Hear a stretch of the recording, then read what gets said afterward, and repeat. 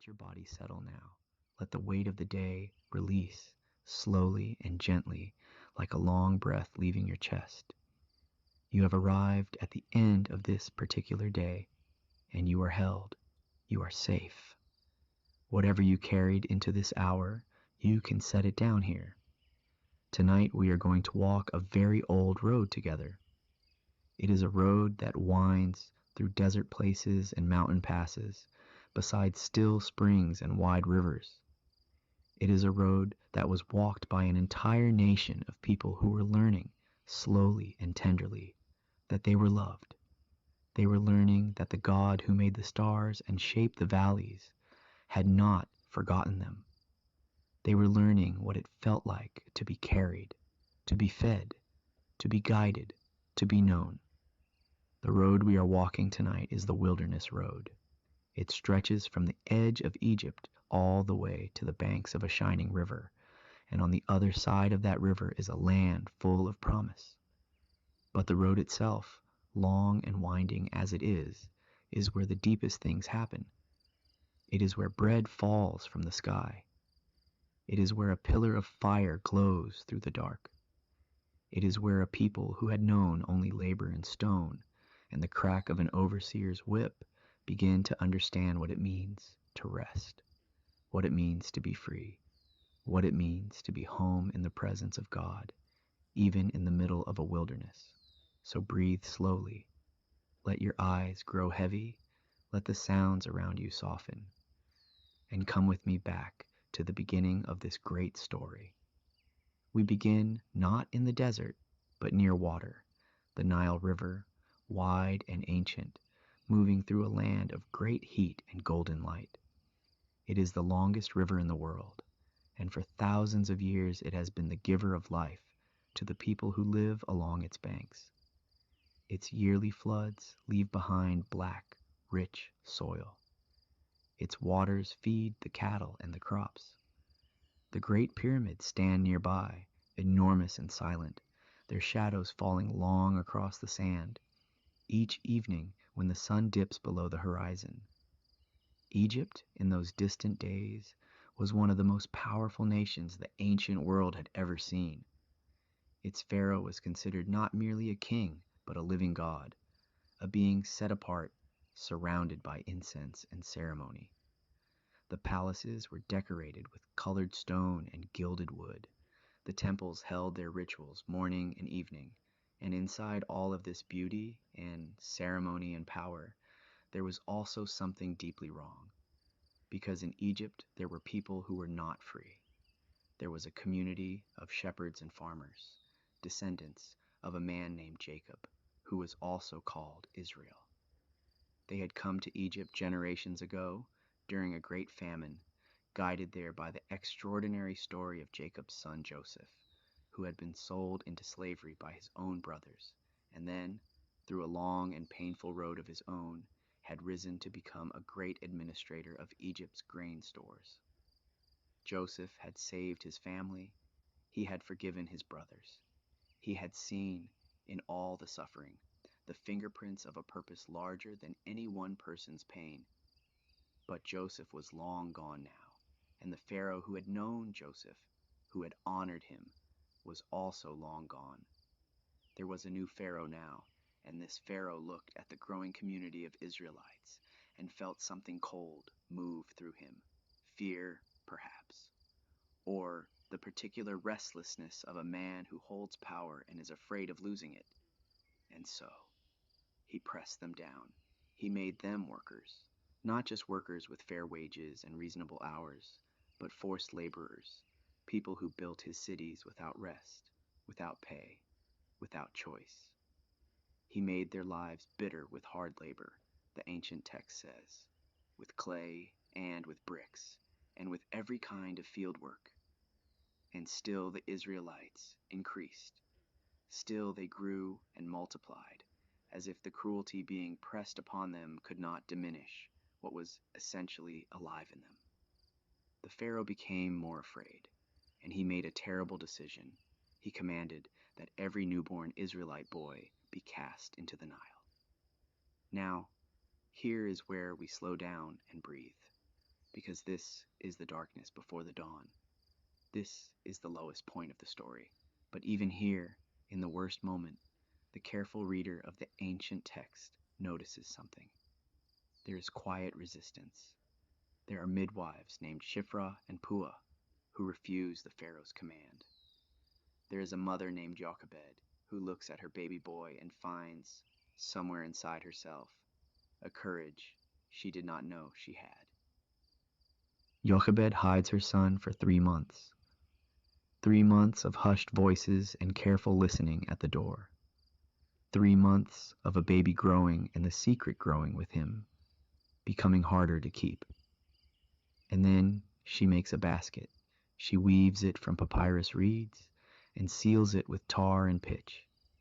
She places her son inside it, and she places the basket among the reeds at the edge of the Nile, and she steps back and she waits. The baby's older sister, a girl named Miriam, watches from a little distance away. And then, along the riverbank comes a woman and her attendants. She is the Pharaoh's own daughter, come to bathe in the river. She sees the basket among the reeds. She has it brought to her. She opens it. She looks at the baby inside, and she feels something move in her that no politics or palace law can quite contain. Compassion. Pure, uncomplicated compassion. She knows what this child is. She knows where he came from. She says, "This is one of the Hebrew children." And then Miriam steps forward, quick and brave, and asks if she should go and find a Hebrew woman to nurse the baby. The Pharaoh's daughter says yes. Miriam goes and brings Jochebed, the baby's own mother, who is then paid to nurse her own child in the palace. The very river that was meant to swallow this boy became the road by which he was protected. Jochebed named him Moses, which sounds like the Hebrew word meaning drawn out of the water, drawn out of danger, a name carried in his very body, a daily reminder that he had been delivered. Moses grew up in the palace. He learned the ways of Egypt, the language of the court, the arts and records and administration of a great empire, but he also knew who he was. He knew his people. And one day, when he was grown, he went out among them and saw their suffering, and something in him could not bear the distance any longer. He saw an Egyptian beating a Hebrew man, and in a moment of unchecked rage, he struck the Egyptian, and the man died. Moses hid the body in the sand. The next day he saw 2 Hebrew men fighting each other, and when he tried to intervene, one of them said, "Who made you a ruler and judge over us? Do you mean to kill me as you killed the Egyptian?" Moses was afraid. The thing he had done was known, and Pharaoh heard of it and sought to kill Moses, and Moses fled. He left the palace, left Egypt, left everything he had known, and he ran east into the wilderness of Sinai, into a region of rocky terrain and dry air and enormous, silent distances. He was not the polished son of the court anymore. He sat down by a well in a foreign land, breathing hard, the dust of the desert on his face, his whole previous life dissolving behind him. And at that well he met a family, a priest of Midian named Jethro, and his daughters. Moses helped the daughters water their flock when other shepherds tried to drive them away. Jethro invited Moses to stay. Moses married one of the daughters, a woman named Zipporah. He became a shepherd himself, tending the flock of his father-in-law in the quiet hills. For 40 years, the ancient tradition says, Moses lived this quiet life. The man who had been raised in palaces walked in the open air. He learned to read the desert, to find water, to watch the sky. He became familiar with the mountain terrain that would one day be so important. This same wilderness his people would one day cross. He had time to slow down, time to think, time to let the heat and silence and humility of shepherd life work in him. And perhaps that was part of the preparation. because one day, tending the flock on the mountain of Horeb, Moses saw something strange. A bush was burning, as sometimes happens in dry country. But this bush was not consumed. The fire burned and burned, but the branches did not blacken. The leaves did not curl and fall. Moses turned aside to see. And as he came closer, he heard a voice. "Remove your sandals," the voice said, "for the place where you are standing is holy ground." Moses removed his sandals. "I am the God of your father," the voice said, "the God of Abraham, the God of Isaac, the God of Jacob." The text says Moses hid his face. He was afraid to look at God. "I have seen the suffering of my people in Egypt," the voice said. "I have heard their crying. I know their pain, and I have come down to deliver them." That phrase, "I have come down to deliver them." It is one of the most tender and important phrases in all of Scripture. It is not the declaration of a distant deity unmoved by human suffering. It is the voice of a God who notices, who listens, who acts. The cries of the Israelites in their slavery had not fallen into empty air. They had been heard. And then the voice said something that must have felt both thrilling and terrifying to Moses, standing there in the desert light. "I will send you." Moses, who had once rushed ahead and made a terrible mistake. Moses, who had fled and spent 40 years in the wilderness. Moses, who was now an old man by many reckonings, a shepherd with worn hands and a stutter and a painful past. "I will send you." What followed was a long and tender conversation, the kind that the text records with unusual detail, as if wanting us to see that God did not bypass Moses' doubts or brush past his fears. Moses asked, "Who am I that I should go?" And God said, "I will be with you." Moses asked, "What is your name?" "What should I tell them when they ask, 'Who sent me?'" And God said something that has occupied philosophers and theologians for thousands of years. "I am who I am." Tell them I am has sent you. The Hebrew word is ehyeh, a form of the verb to be. It is a name that carries presence and mystery and constancy all at once. I am the one who is. I am the one who will be. I am the one who always has been. I was there in your father's time and your father's father's time, and I am here now, and I will be there when you stand before Pharaoh. Moses still hesitated. He said, "The people will not believe me." God gave him signs, things he could do that would demonstrate this was not merely his own ambition speaking. A staff that could become a serpent, and then become a staff again, a hand made leprous, and then healed. Ordinary things given extraordinary meaning.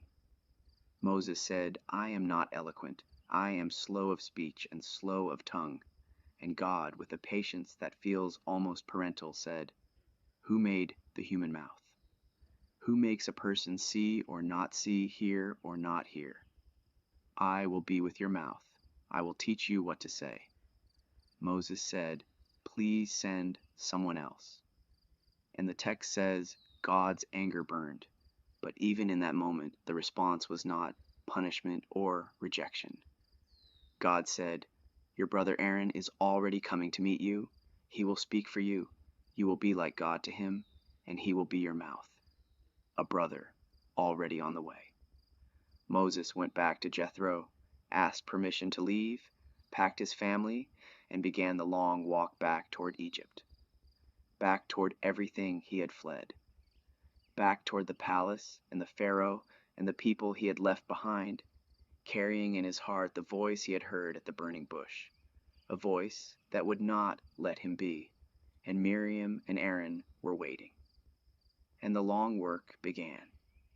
Let your breathing slow now. The opening of the story is behind us. Moses has heard the call.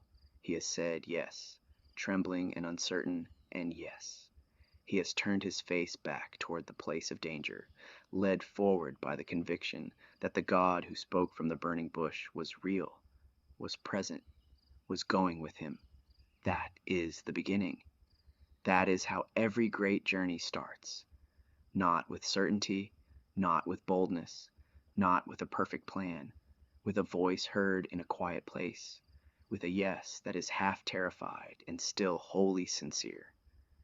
Let that settle over you like a warm weight. Let your muscles release. Let your breath grow deep and slow. We are going to stay with this story for a long time tonight. There is no rush. There is nowhere else to be.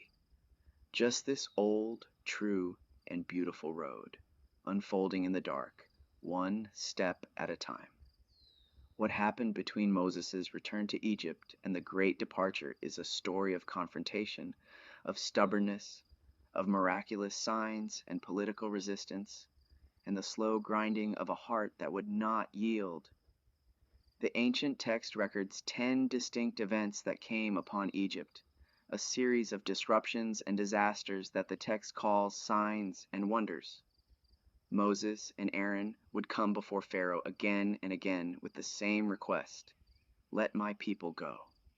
And again, Pharaoh refused.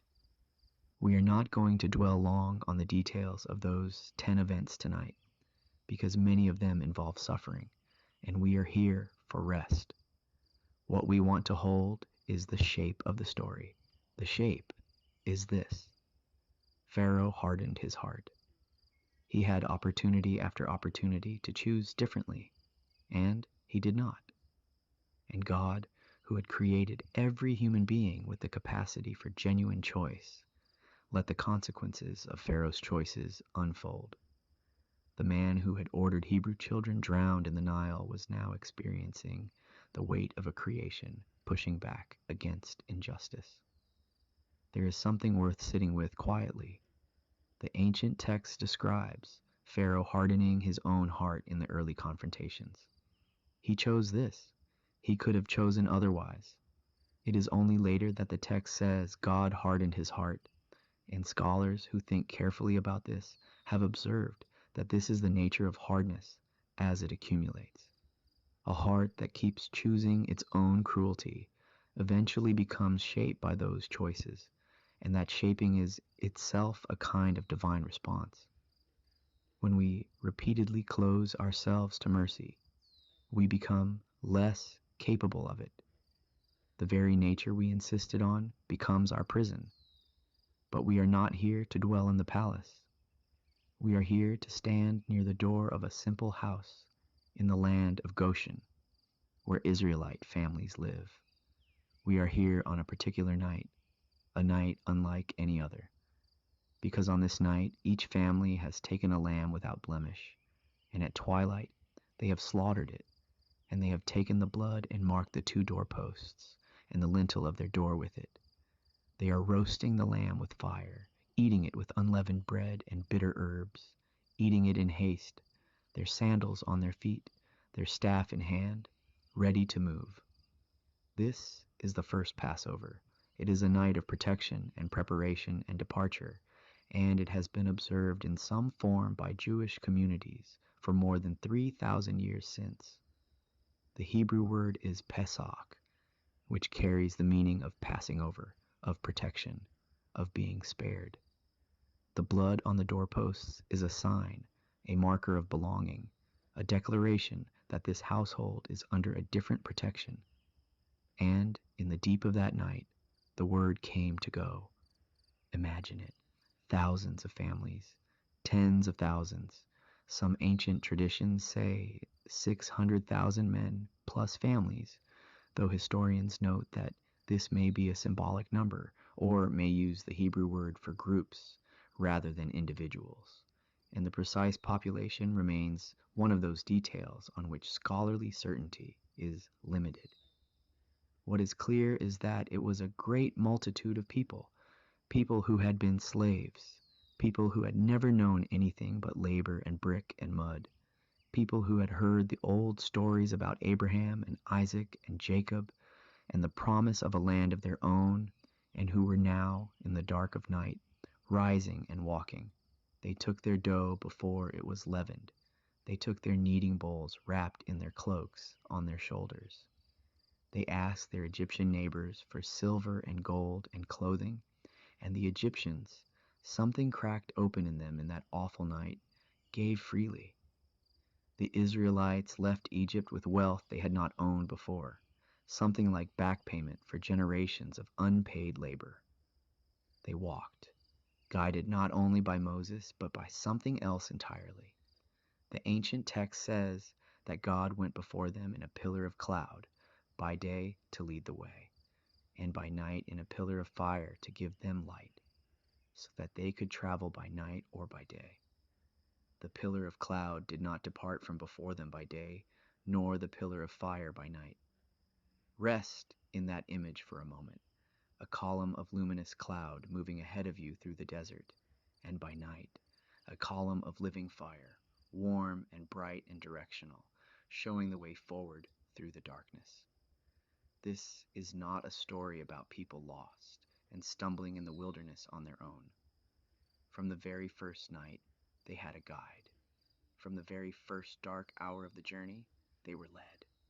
The path God chose for them did not go directly along the well-traveled coastal route that connected Egypt to Canaan. The text is specific about this. God led them by a longer way. There is a reason given in the text itself. The shorter coastal route passed through Philistine territory, where there was active military presence and the risk of immediate conflict. God knew that a people who had never been soldiers, who had just left generations of slavery, were not ready for that yet. The direct road would have frightened them back to Egypt. So the longer road, the wilderness road, the road through open spaces and difficult terrain and utter dependence on God, was itself an act of mercy. They went by the way of the wilderness toward the Red Sea. The Hebrew phrase is Yam Suf, which most scholars now translate as the Sea of Reeds, a shallower body of water than the open ocean, though its precise location has been a matter of ongoing scholarly discussion, and the exact route of the Exodus journey is one of those things on which historical certainty remains genuinely limited. What the text cares about is not the precise GPS coordinates, but the meaning of what happened there. Because Pharaoh changed his mind, he had let them go. And then, in the cold aftermath, he looked at what he had done and felt the emptiness of it. The entire workforce he had relied upon was gone. Who would build his cities now? Who would make his bricks? His officials said, "What have we done, that we have let Israel go from serving us?" So Pharaoh assembled his army, his chariots and his horsemen, 600 choice chariots, and all the other chariots of Egypt, and they pursued the Israelites into the wilderness. The Israelites were camped by the water. The sea stretched out in front of them. The desert was on either side, and behind them came the thunder of hooves and the grinding of chariot wheels. And they were terrified, utterly terrified, and understandably so. They had no army. They had children and elderly people and flocks and all the possessions of a moving community. The situation, from any purely human calculation, was impossible. They cried out to God, and they said to Moses, "Was it because there were no graves in Egypt that you brought us into the wilderness to die? Did you not tell us in Egypt, 'Leave us alone so that we can serve the Egyptians'? It would have been better for us to serve the Egyptians than to die in the wilderness." This is the first grumbling, and it is entirely human, entirely understandable. These are people in genuine fear for their lives, looking at a physical impossibility in front of them and a military catastrophe behind them. They are not villains in this moment. They are frightened people doing what frightened people do. And Moses said, "Do not be afraid. Stand still and see the salvation of God, which he will accomplish for you today. The Egyptians, whom you see today, you will never see again. God will fight for you, and you need only be still. Stand still. See the salvation of God. Be still." How many times have those words been needed across all the generations since? Be still. Not passive, not disconnected, not giving up, but anchored, rooted in the confidence that the situation that feels impossible has not escaped the notice of the God who sees all things and who has not changed his mind about you. The pillar of cloud moved. It came between the camp of Egypt and the camp of Israel. It was a cloud and darkness to the Egyptians, but it gave light to the Israelites through the night. The two camps could not approach each other. Moses stretched out his hand over the sea, and through the night a strong east wind blew, and the sea parted. The waters stood like walls, one on the right and one on the left, and there was dry ground in between. The Israelites walked across on dry ground. The Egyptians followed, pressing into the path between the walls of water. And as the morning came, something happened with the wheels of the chariots. The text says they clogged or were broken, and the Egyptians said, "Let us flee from Israel, because God is fighting for them against Egypt." But it was too late. Moses stretched out his hand again, and the waters returned, and the sea covered the chariots, and the horsemen, and all the host of Pharaoh that had followed them into the sea. The Israelites were on the other side. The water that had threatened to drown them, like it had been meant to drown Moses as an infant, had instead been the road of their salvation. They stood on the far shore and looked at the wreckage behind them, and they were afraid, and they believed in God and in his servant Moses. And then Miriam, the same Miriam who had watched her baby brother floating in a basket on the Nile, took a tambourine in her hand, and all the women came out after her with tambourines and with dancing. And Miriam led them in a song, "Sing to the Lord, for he has triumphed gloriously. The horse and its rider he has thrown into the sea." She was dancing with the joy of someone who has been holding her breath for a very long time and finally can breathe. She had watched over Moses at the Nile when he was a baby. She had watched him go back to Egypt as an old man with a staff and a stutter and a divine commission. And now here she was on the free side of the water, dancing. There is something luminous about that image. All those women dancing, all those tambourines sounding in the desert air, the morning light on the water, the taste of salt and freedom. Let that image settle in you as your breathing slows. The dancing women on the free shore, the music drifting out across the desert. The journey proper begins here, on the far side of the water, with a song. 3 days they walked into the wilderness of Shur, and they found no water. 3 days of walking, the sun high and fierce, the terrain cracked and dry, the children asking and the flocks restless. 3 days. And then they came to a place called Marah. There was water at Marah. Finally, water. People rushed forward. And then the taste. Bitter. So bitter they could not drink it. And that is how the place got its name. Marah means bitter.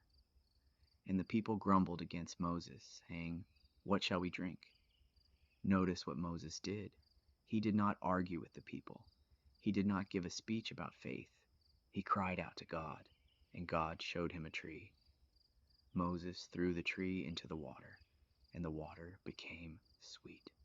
That is the whole account. A tree thrown into bitter water, and the water becoming sweet. It is a miracle quiet enough for some to consider it a natural phenomenon, a tree with chemical properties that could affect a small spring. It may be. Scholars are genuinely uncertain. What the text cares about is not the mechanism, but the meaning. When Moses could not solve the problem himself, he called out to God, and God answered, and the impossible thing became possible.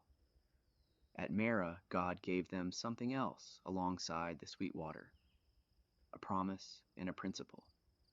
If you will listen carefully to my voice and do what I consider right, and give ear to my commandments and keep all my statutes, I will put none of the diseases on you that I put on the Egyptians, because I am the Lord who heals you.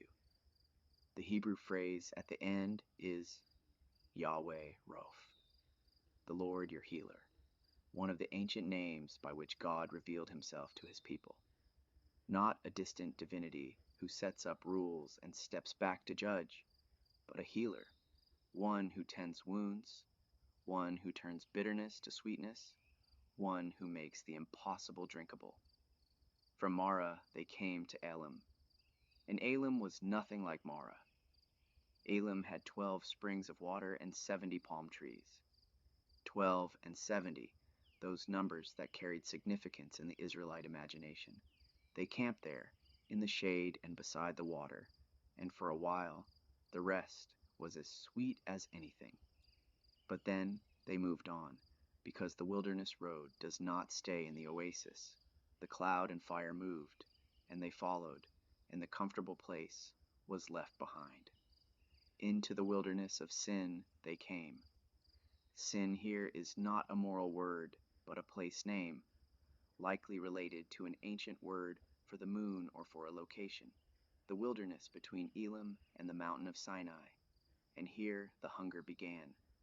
The whole congregation of the children of Israel grumbled against Moses and Aaron, and they said, "If only we had died by God's hand in the land of Egypt, when we sat by pots of meat and ate bread to the full. You have brought us into this wilderness to kill this entire assembly with hunger." Again, understandable. Again, deeply human. These were real people with real hunger. The wilderness did not offer food easily. The flocks they had brought would not last forever. There were perhaps very many people and very little to eat. And when people are hungry and afraid and exhausted, they remember the past as better than it was. The pots of meat in Egypt, the bread to the full. They had been slaves in Egypt, but at least they had eaten. And God's response to their grumbling is one of the most generous passages in the entire wilderness narrative. No anger, no judgment. Only this: I am going to rain down bread from heaven for you. Bread from heaven. Every morning, when the dew evaporated from the ground, something remained. The people looked at it and said to each other a word in Hebrew that may mean, "What is it?" And Moses told them, "This is the bread that God has given you to eat." It was small, white as coriander seed, the text says, sweet like honey wafers. It could be ground and baked into cakes. It sustained life. And it appeared every morning, 6 mornings out of 7. The 7th day it did not appear, because the 7th day was something new that God was teaching them in the wilderness. Shabbat, the Sabbath, the day of rest. On the 6th day, the manna appeared double, enough for 2 days. The people were to gather a double portion on the 6th day so that they could rest on the 7th. And when Moses told them this, and they gathered accordingly, the manna they saved over for the Sabbath did not spoil, though on any other night, manna left over would breed worms and smell foul by morning. The Sabbath was not just a rule. It was a gift embedded in the structure of provision itself. The wilderness was teaching something that the brick kilns of Egypt had never permitted. That rest is built into the fabric of creation. That one day in 7, the human body and human soul were designed to stop, to receive, to exist without producing. The people who had been defined entirely by their labor were being given the radical gift of a day on which they were not workers at all. They were simply alive, simply recipients. There is something extraordinary about this, if we let it land. The Sabbath was not a reward for good behavior. It was given to exhausted former slaves in the middle of the wilderness, before they had done anything particularly admirable. It was given to people who had just been complaining. The Sabbath is grace in the form of ceasing. It is the declaration that human beings are worth more than what they produce. They called the bread manna. Manna was their food for 40 years. the text says, until they reached the border of the land of Canaan. 40 years of daily bread. 40 years of waking up and finding the ground covered in small, sweet, white provision. 40 years of a reminder every single morning that they were not alone.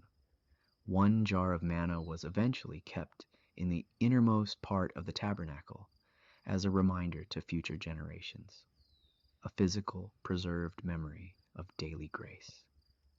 Now the water would become a problem again. At a place called Rephidim, there was no water. The people quarreled with Moses, saying, "Give us water to drink." And Moses said, "Why do you quarrel with me? Why do you test God?" But the people were thirsty, and their thirst made them sharp. They said, "Why did you bring us up out of Egypt, to kill us and our children and our livestock with thirst?" Moses cried out to God again. God told him to take his staff, the same staff with which he had struck the Nile, and to go ahead of the elders and strike the rock at Horeb. And Moses did, and water came out of the rock. The place was called Massa, meaning testing, and Meribah, meaning quarreling, because the Israelites had tested God there, asking, "Is God among us or not? Is God among us or not?" It is perhaps the most nakedly honest question in the whole wilderness narrative, and God did not punish them for asking it. He answered it with water from a rock. Let your breathing slow again. Feel the weight of your body resting where you are. Let the desert scene settle around you, the dry ground, the hot sky, the rock, and the water coming from the rock, cold and clear and completely inexplicable. A rock struck with a staff, and out of it comes life. The wilderness is a hard place to trust. All the visible evidence argues against the provision of invisible love.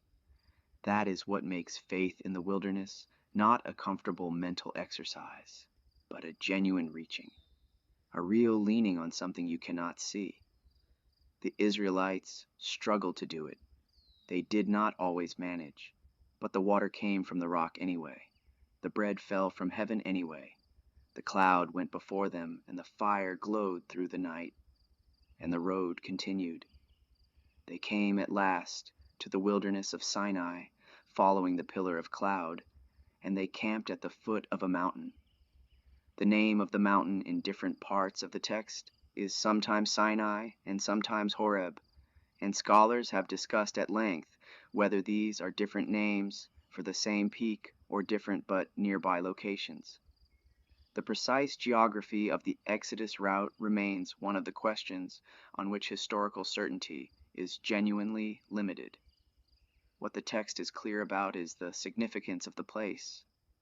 This was the same mountain where Moses had heard the voice in the burning bush. They had come back to the mountain of God. Moses went up to the mountain, and God spoke to him. "You have seen what I did to the Egyptians," the voice said, "and how I carried you on eagle's wings and brought you to myself. Now, therefore, if you will obey my voice and keep my covenant, you will be my treasured possession among all peoples, for all the earth is mine, and you will be to me a kingdom of priests and a holy nation." A kingdom of priests. The phrase is layered with meaning. In the ancient world, a priest was a mediator, someone who stood between the divine and the human, who carried messages in both directions, who represented the sacred to the ordinary and the ordinary to the sacred. God was saying to an entire nation of former slaves, "This is your identity and your calling.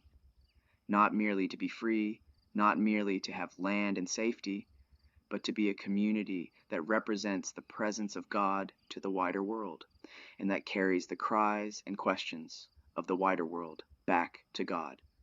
They were not chosen for privilege alone. They were chosen for purpose. Moses brought this word back to the people, and the people said together, "All that God has spoken, we will do." The covenant was accepted. God told Moses to prepare the people for 3 days. They were to wash their clothes, to be made ceremonially clean, to abstain from certain things, and to hold themselves in a state of readiness, because on the third day God would come down on the mountain in the sight of all the people. And on the morning of the third day there were thunders and lightnings, and a thick cloud on the mountain, and a very loud trumpet blast, so that all the people in the camp trembled. And Moses brought the people out of the camp to meet God, and they took their stand at the foot of the mountain. The mountain was wrapped in smoke, because God had descended on it in fire. The smoke went up like the smoke of a kiln. The whole mountain trembled greatly, and the sound of the trumpet grew louder and louder. We are spending only a moment with the drama of this scene, because the thunder and fire are not the main event. They are the frame. What matters is what was spoken. What matters is the covenant that was made in that place, a covenant that would shape not only Israel, but, through Israel, the entire subsequent history of the world, all the way to the New Testament and beyond, the 10 words, as they are sometimes called in Hebrew, the Decalogue. They were not an exhaustive legal code. They were the shape of a life lived in right relationship, both with God and with other people. They began not with commands, but with a declaration of identity. I am the Lord your God, who brought you out of the land of Egypt, out of the house of slavery. The covenant begins with a story, with a reminder of what has already been done. Before a single obligation is stated, the relationship is named. I am the one who already delivered you. Whatever I am about to say to you, I say it from within that story. I say it as the one who already acted on your behalf. And then, no other gods before me. Make no idols. Do not carry my name emptily.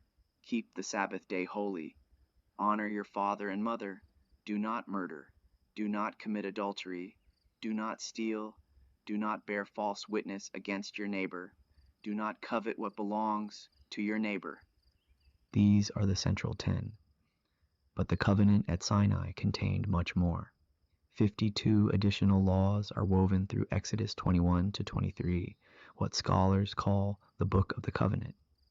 And many of these laws, when you sit quietly with them, are surprisingly tender. Do not mistreat or oppress a stranger, for you were strangers in Egypt.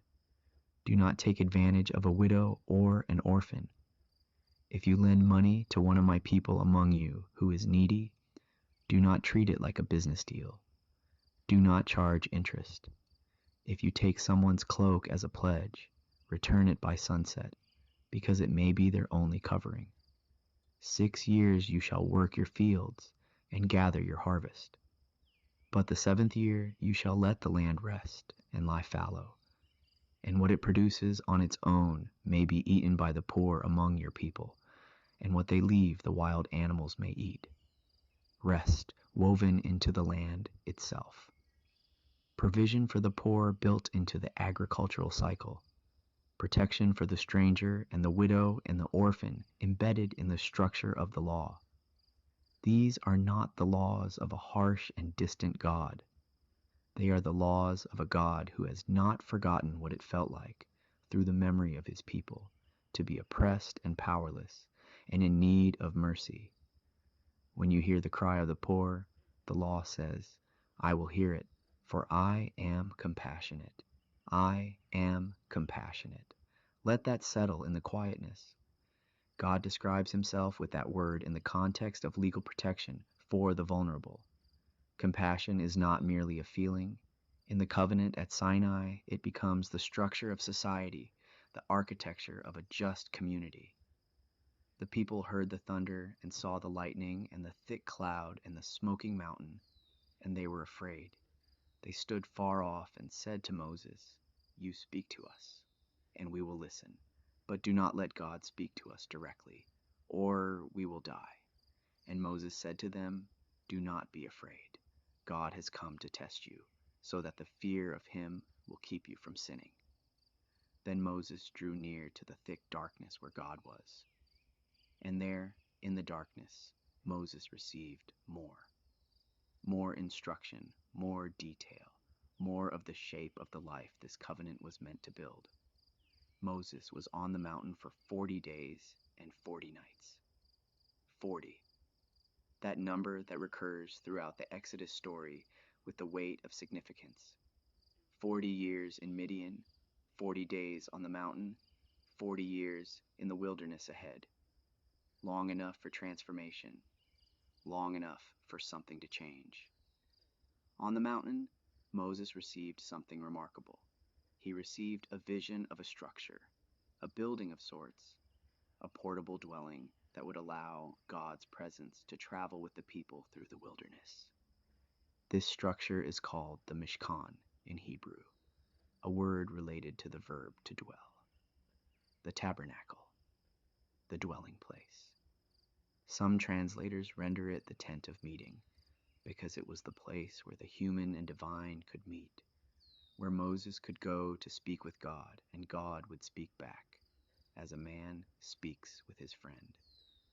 The instructions for the tabernacle take up a large portion of Exodus, chapters 25 through 31, and again in 35 through 40, where the actual construction is described. This repetition in the text is intentional, not editorial carelessness. Scholars who study the structure of Exodus have observed that the careful repetition of the tabernacle instructions and construction functions as a kind of celebration. After the crisis that comes between those two sections, the golden calf disaster, the fact that the tabernacle is still built at all, that God's presence still descends to dwell among a people who had broken the covenant so badly, is itself the good news. The repetition is the point. But we are getting ahead of ourselves. First, let us dwell in the vision. The tabernacle was to be a portable sacred space designed to travel through the wilderness, collapsible and reassemblable as the camp moved. At its center was a rectangular inner room, the Holy of Holies, the most holy place, where the Ark of the Covenant would be kept. The Ark was a chest of acacia wood overlaid with gold, with a cover of pure gold, from which two golden cherubim spread their wings, facing each other. The cover was called the mercy seat, the kapparet, the place of atonement. It was there that the high priest would come once a year on the Day of Atonement to make intercession for the whole community. The Holy of Holies was separated from the outer room by a veil, an elaborate curtain of blue and purple and scarlet yarns and fine linen embroidered with cherubim. In the outer room, the holy place, there was a lampstand of pure hammered gold, with 7 branches like a tree in bloom, whose lamps burned olive oil and kept light in the dwelling at all times. There was a table for the showbread, 12 loaves renewed each Sabbath, representing the 12 tribes. There was an altar of incense where fragrant spices burned morning and evening. Outside the inner tent was a larger courtyard, enclosed by linen hangings, with a bronze altar for offerings and a bronze basin for washing. Scholars who read the tabernacle description alongside the creation narrative in Genesis have noted deliberate structural parallels. The 7 sections of the building instructions mirror the 7 days of creation. The lampstand with its blossoming branches echoes the tree of life. The cherubim guarding the inner sanctuary echo the cherubim set to guard the entrance to Eden after the first humans were sent out. The tabernacle is designed as a portable Eden, a place where heaven and earth overlap, where the presence of God can dwell again among human beings as it had in the garden. The materials required for the tabernacle were beautiful: gold and silver and bronze, blue and purple and scarlet fabric, fine linen, goat hair, ram skins dyed red, acacia wood, olive oil, spices for incense, precious stones. These were the same materials the Israelites had received from their Egyptian neighbors on the night of the Passover. The wealth of Egypt was to become the furnishings of God's dwelling. The plunder of the oppressor would become the sanctuary of the delivered. Among the building instructions, There are two names that appear and deserve a moment's attention: Bezalel of the tribe of Judah and Oholiab of the tribe of Dan. These were the master craftsmen, chosen and filled, the text says, with the Spirit of God, with skill, with ability, with knowledge, and with all kinds of craftsmanship, to make all that God had commanded. Spirit of God, filling a craftsman for the work of making beautiful things. The same divine breath that moved over the waters at creation, the same Spirit that would fall on prophets and kings, is here given to artists, to the people who shape and weave and hammer and carve and build. The work of beauty in service of worship is, in the theology of the tabernacle, a sacred vocation. Bezalel and Oholiab and all the skilled workers whom God had given skill and ability to do the work according to all that God had commanded. They made the curtains and the clasps, the frames and the bases, the veil and the screen, the ark and its poles, the mercy seat and the cherubim, the table and its utensils, the lampstand and its lamps, the altar of incense, the altar of burnt offering with its bronze grating and all its utensils, the basin and its stand, the hangings of the courtyard, all the utensils for the service of the tabernacle, the woven garments for ministry in the sanctuary. The making was an act of devotion, needle by needle, thread by thread, hammer blow by hammer blow. This community of former slaves built a dwelling fit for the King of the universe. It took great patience and great skill and great attention to detail. And when it was done, Moses inspected all the work, and he saw that they had done it exactly as God had commanded, and Moses blessed them. At the end of the book of Exodus, the tabernacle is assembled on the first day of the first month of the second year. And the cloud covered the tent of meeting, and the glory of God filled the tabernacle. Moses was not able to enter the tent of meeting because the cloud had settled on it, and the glory of God filled the tabernacle. The cloud had settled. The glory had filled. The God who had spoken from a burning bush, who had led them by cloud and fire, who had parted the sea and rained down bread and given water from a rock, was now dwelling among them in a portable, beautiful, handmade house that they had built together. That is the close of Exodus, not with arrival in the promised land, not with the achievement of all the goals, but with the presence of God dwelling in the midst of the people. Everything else, the promised land, the covenant fulfilled, the nations blessed, all of it flows from this: that God is here, that the dwelling place is established, that the relationship is real. Breathe slowly. Let your eyes be heavy. We have walked through the early part of the story now, and there is still a long road ahead tonight. The wilderness years are before us. The mountain of Sinai is behind us. The cloud is lifting, which means it is time to move. Let the next section come to you like a slow river, unhurried, carrying you forward. But before the cloud lifted and the journey continued, there was a crisis, a painful, important, honest crisis that the text does not hide or soften. We must pass through it because it is part of the road. Moses was on the mountain for 40 days. The people were at the foot of the mountain, waiting. And 40 days is a very long time to wait when you are a community of people in an unfamiliar wilderness, when your leader has gone up into the cloud and smoke and fire and has not come back. They went to Aaron. They said, "Come, make us a God who will go before us." As for this Moses, the man who brought us up out of Egypt, we do not know what has become of him. Aaron, who should have held the line, who should have reminded them of everything they had heard and agreed to, instead asked for their gold jewelry, collected it, melted it, shaped it with an engraving tool, and made it into a golden calf. He said, "These are your gods, Israel, who brought you up out of Egypt." Then he built an altar before it and proclaimed, "Tomorrow will be a feast to the Lord. This is one of the most troubling moments in the whole narrative, not just because of the idol, though that is serious enough, but because Aaron, the very man who had stood beside Moses before Pharaoh, who had spoken on Moses' behalf, who had watched the signs and wonders and the crossing of the sea, was the one who fashioned the calf. The text does not excuse him. The text does not explain the psychology in detail. It simply tells us what happened and lets the weight of it sit there. Up on the mountain, God told Moses what was happening. There is something almost parental in the tenderness and the grief of the divine response. God said to Moses, "Go down, for your people, whom you brought out of Egypt, have corrupted themselves. My anger burns against them," God said. "Let me alone so that I may destroy them, and I will make from you a great nation." It is a moment of enormous theological weight.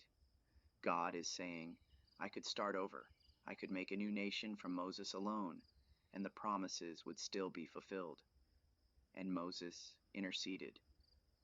This is the extraordinary thing about Moses, his willingness to stand between God and the people, to absorb the tension, to argue, even to argue with God, on behalf of people who had just behaved at their worst. Moses said, "Why should your anger burn against your people? Turn from your fierce anger. Remember Abraham, Isaac, and Israel, your servants, to whom you swore by yourself, and said to them, I will multiply your offspring as the stars of heaven, and all this land that I have promised I will give to your offspring, and they shall inherit it forever." Remember the promise. Moses held the promise up like a shield, and the text says, the Lord relented from the disaster he had spoken of bringing on his people. Moses came down the mountain carrying 2 stone tablets, the work of God, inscribed with the words of the covenant. As he came near the camp and heard the noise of the celebration, he burned with anger, and he threw the tablets down and broke them at the foot of the mountain. The covenant symbolically shattered, the stone tablets broken, the inscription of God cracked on the ground. What followed was not comfortable. There was a reckoning. There was grief. There was a long, hard aftermath in which Moses went back up the mountain and spent another 40 days in prayer, asking God to forgive, asking God to continue, asking God to stay. And in that second ascent, something remarkable happened. Moses, overwhelmed by everything, made a bold request. "Show me your glory," he said. And God said, "I will make all my goodness pass before you, and I will proclaim my name before you. I will be gracious to whom I will be gracious, and I will show mercy on whom I will show mercy. But you cannot see my face, for no one can see me and live." God told Moses to stand in the cleft of the rock, and God's glory passed by, and God covered Moses with his hand until he had passed. Then God removed his hand, and Moses could see, not the face, but the back, the aftermath, the wake of divine glory.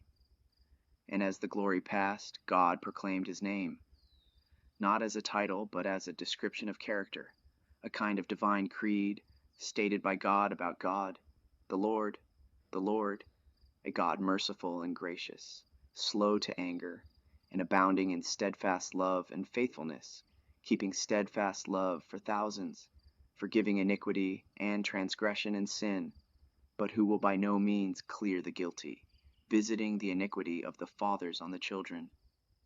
This passage in Exodus 34, 6-7 is sometimes called the 13 attributes of God in the Jewish tradition. It is quoted and referenced in the Hebrew Bible more than perhaps any other single passage. The prophets allude to it.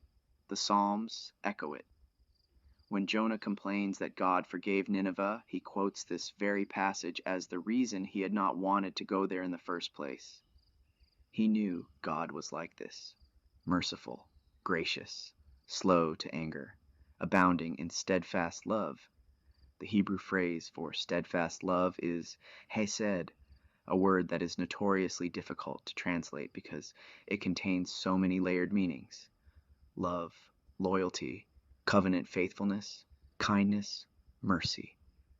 It is the love that does not give up because of a contract or social obligation, but that keeps choosing its object because of who the lover is, not only because of what the beloved deserves. That is the God who had just watched his people melt down their earrings and bow before a golden calf. That is the God who had just offered to destroy them and start over, and then listened to Moses' prayer, and then called Moses back up the mountain, and then reinscribed the covenant on new stone tablets, and then proclaimed his own character as the foundation on which all of it rested. Moses came back down from the mountain, and his face shone. He did not know it, but the text says that the skin of his face shone because he had been speaking with God. When Aaron and the people looked at him, they were afraid to come near him. Moses had to put a veil over his face when he spoke with the people, and only take it off when he entered the tent of meeting to speak with God. The man who had said, "I am not eloquent, I am slow of speech," was now so saturated with the presence of God that his very face gave off light. New tablets were made, the covenant was renewed, the tabernacle was built, and the cloud came and filled the dwelling. Rest in this. The golden calf was not the end of the story. The broken tablets were not the final word. The crisis was real, the grief was real, the consequences were real, but the covenant was renewed. The relationship held, not because the people deserved it, but because the God who was merciful and gracious and slow to anger and abounding in hesed had said what he was, and he did not change. That is the end of Exodus, and it is the foundation of everything that comes next. They had been at the mountain of Sinai for nearly a year of covenant making and covenant breaking and covenant renewing, a year of building, a year of learning what it meant to be a people set apart, a kingdom of priests, a holy nation. And then the cloud lifted from the tabernacle. The cloud lifting was the signal. Throughout the entire time the Israelites were in the wilderness, their movement was governed entirely by the cloud. When the cloud rested on the tabernacle, they camped. When it lifted and moved, they followed. If the cloud remained over the tabernacle for 2 days or a month or a year, the people of Israel remained in camp. But when the cloud lifted, they set out. There is something deeply countercultural about this form of navigation. In a world that prizes individual agency and personal planning, and the satisfaction of knowing your itinerary well in advance, the Israelite wilderness life was structured around complete attentiveness to something beyond themselves. They did not decide when to leave. They did not plan their next destination. They watched the cloud. The theological message encoded in this arrangement is not subtle. The life of faith is a life of following, not leading. It is a life of attention. You cannot follow a cloud if you are looking at your feet. You cannot respond to the movement of the Spirit if you are already committed to a plan that does not leave room for unexpected direction. The book of Numbers opens with the people at Sinai, and it begins with a census. Numbers is the book's name in English, reflecting the 2 censuses it contains. The Hebrew name for the book is Bamidbar, which means in the wilderness, and that is a more evocative title for what the book is truly about. In the wilderness, in the open, uncertain, dangerous, provisioned, guided, tested, forming place. The census that opens the book counted the men of fighting age, tribe by tribe, an organizational act that prepared the community for what lay ahead. Each tribe had its assigned position in the camp, north and south and east and west around the central tabernacle, like satellites around a sun. And each tribe had its assigned place in the marching order when the cloud lifted and the camp moved. It was an orderly departure from Sinai, the text suggests. a community with structure and leadership and assigned roles. The Levites carrying the tabernacle and its sacred furnishings, the other tribes marching in formation. But order does not eliminate the wilderness. The wide, dry, beautiful, difficult terrain lay ahead. Moses made a request. To his brother-in-law, Hobab, the son of Jethro, the Midianite, he asked him to come with them. We are setting out to the place about which God has said, I will give it to you. Come with us, and we will treat you well, for God has promised good things to Israel. Hobab said, No, I will not come with you. I will go back to my own land and family. But Moses pressed him. Please do not leave us. You know where we should camp in the wilderness, and you can be our eyes. Come, and we will share with you whatever good things God gives us. This is a remarkably human moment. Moses, who had the pillar of cloud to follow, who had direct access to God's guidance, still wanted a desert guide who knew the terrain. He still valued human knowledge and experience alongside divine direction. He wanted someone who understood the land with their body, who knew where the water was, where the shelter was, where the good camping places were. We do not know if Hobab came. The text moves on without a clear answer.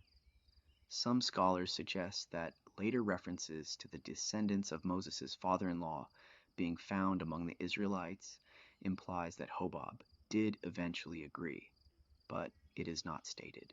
The question hangs. Another of the small uncertainties that remind us that we are reading a real story about real decisions made in real moments, not a tidy narrative with all the endings sewn up. They set out from the mountain of God. The ark of the covenant went before them to find a resting place for them. The cloud of the Lord was over them by day when they set out from the camp. When the ark set out, Moses would say, Rise up, Lord, and let your enemies be scattered. Let those who hate you flee before you. And when the ark rested, Moses would say, Return, Lord, to the countless thousands of Israel, a liturgy of departure and rest, a rhythm of movement and stillness framed by the presence of God. The human story, beautifully complicated, continues. The people traveled and they grumbled. The text in Numbers records a series of complaint episodes with a kind of unflinching honesty that is part of what makes the Bible so remarkable as a collection of documents. There is no propaganda here, no heroic national mythology in which the chosen people are uniformly faithful and grateful. There is the truth that these were people of genuine faith and genuine frustration, capable of worship and capable of whining, sometimes on the same afternoon. First came the complaint about hardship in general. The people complained about their misfortunes in the hearing of God, and God's anger burned and fire broke out around the edges of the camp. The place was called Taberah, meaning burning, because fire from God had burned among them. Moses prayed. The fire died down. Then came what the text calls a craving. There were people among the community who had mixed origins, and they began to have intense desires. And the Israelites wept again, saying, Who will give us meat to eat? We remember the fish we ate in Egypt for free, the cucumbers and the melons and the leeks and the onions and the garlic. But now our appetite is gone. All we ever see is this manna. There is something deeply poignant about this complaint. They are romanticizing the food of slavery. They had fish and garlic in Egypt, yes. They also had whips and brick quotas and drowned babies. They had been slaves. But hunger and monotony have a way of making the past shimmer with a false gold. The manna, which was a daily miracle, had become ordinary. The extraordinary had become background. They wanted something else, something flavorful and different and satisfying in the way that only craving satisfied can satisfy. Moses was overwhelmed by this. He went to God and said one of the most honest prayers in all of Scripture. He said, Why have you treated your servant so badly? Why have I not found favor in your sight, that you have laid the burden of all these people on me? Did I conceive all these people? Did I give them birth? Why do you tell me to carry them in my arms, like a nursing mother carries a nursing child, all the way to the land you promised their ancestors? I cannot carry all these people by myself. The burden is too heavy for me. If this is how you are going to treat me, please kill me right now. If I have found favor in your eyes, let me not see my own ruin. The prayer is so raw, it is the prayer of a person at the edge of their endurance. Moses had not chosen this role. He had tried to refuse it at the burning bush. He had been carrying this burden for a very long time, and he was exhausted and overwhelmed and honest enough with God to say so plainly, and God did not rebuke him for it. God told Moses to gather 70 elders of Israel, men known as leaders and officials, and to bring them to the tent of meeting. And God took some of the spirit that was on Moses and put it on the 70 elders. When the spirit rested on them, they prophesied. 2 of the 70, Eldad and Medad, were not at the tent but were in the camp, and the spirit rested on them also. And a young man ran and told Moses, Eldad and Medad are prophesying in the camp. Joshua, who was Moses' assistant, said, Moses, my lord, stop them. And Moses said, Are you jealous on my behalf? I wish that all the Lord's people were prophets, that the Lord would put his spirit on them all. This is one of the most generous sentences in Moses' whole story. He could have been territorial. He could have been protective of his unique access to God. Instead, he said, I wish all of them had this. I wish the Spirit would rest on everyone.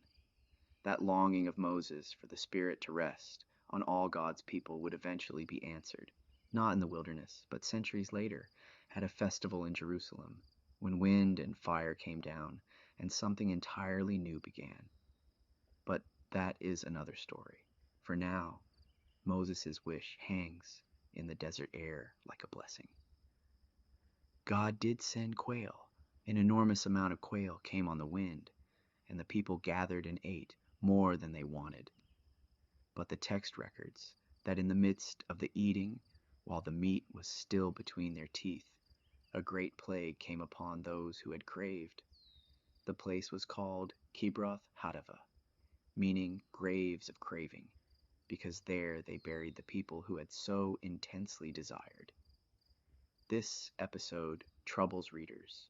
It troubled ancient readers too, which is probably why later prophets and writers reflected carefully on it.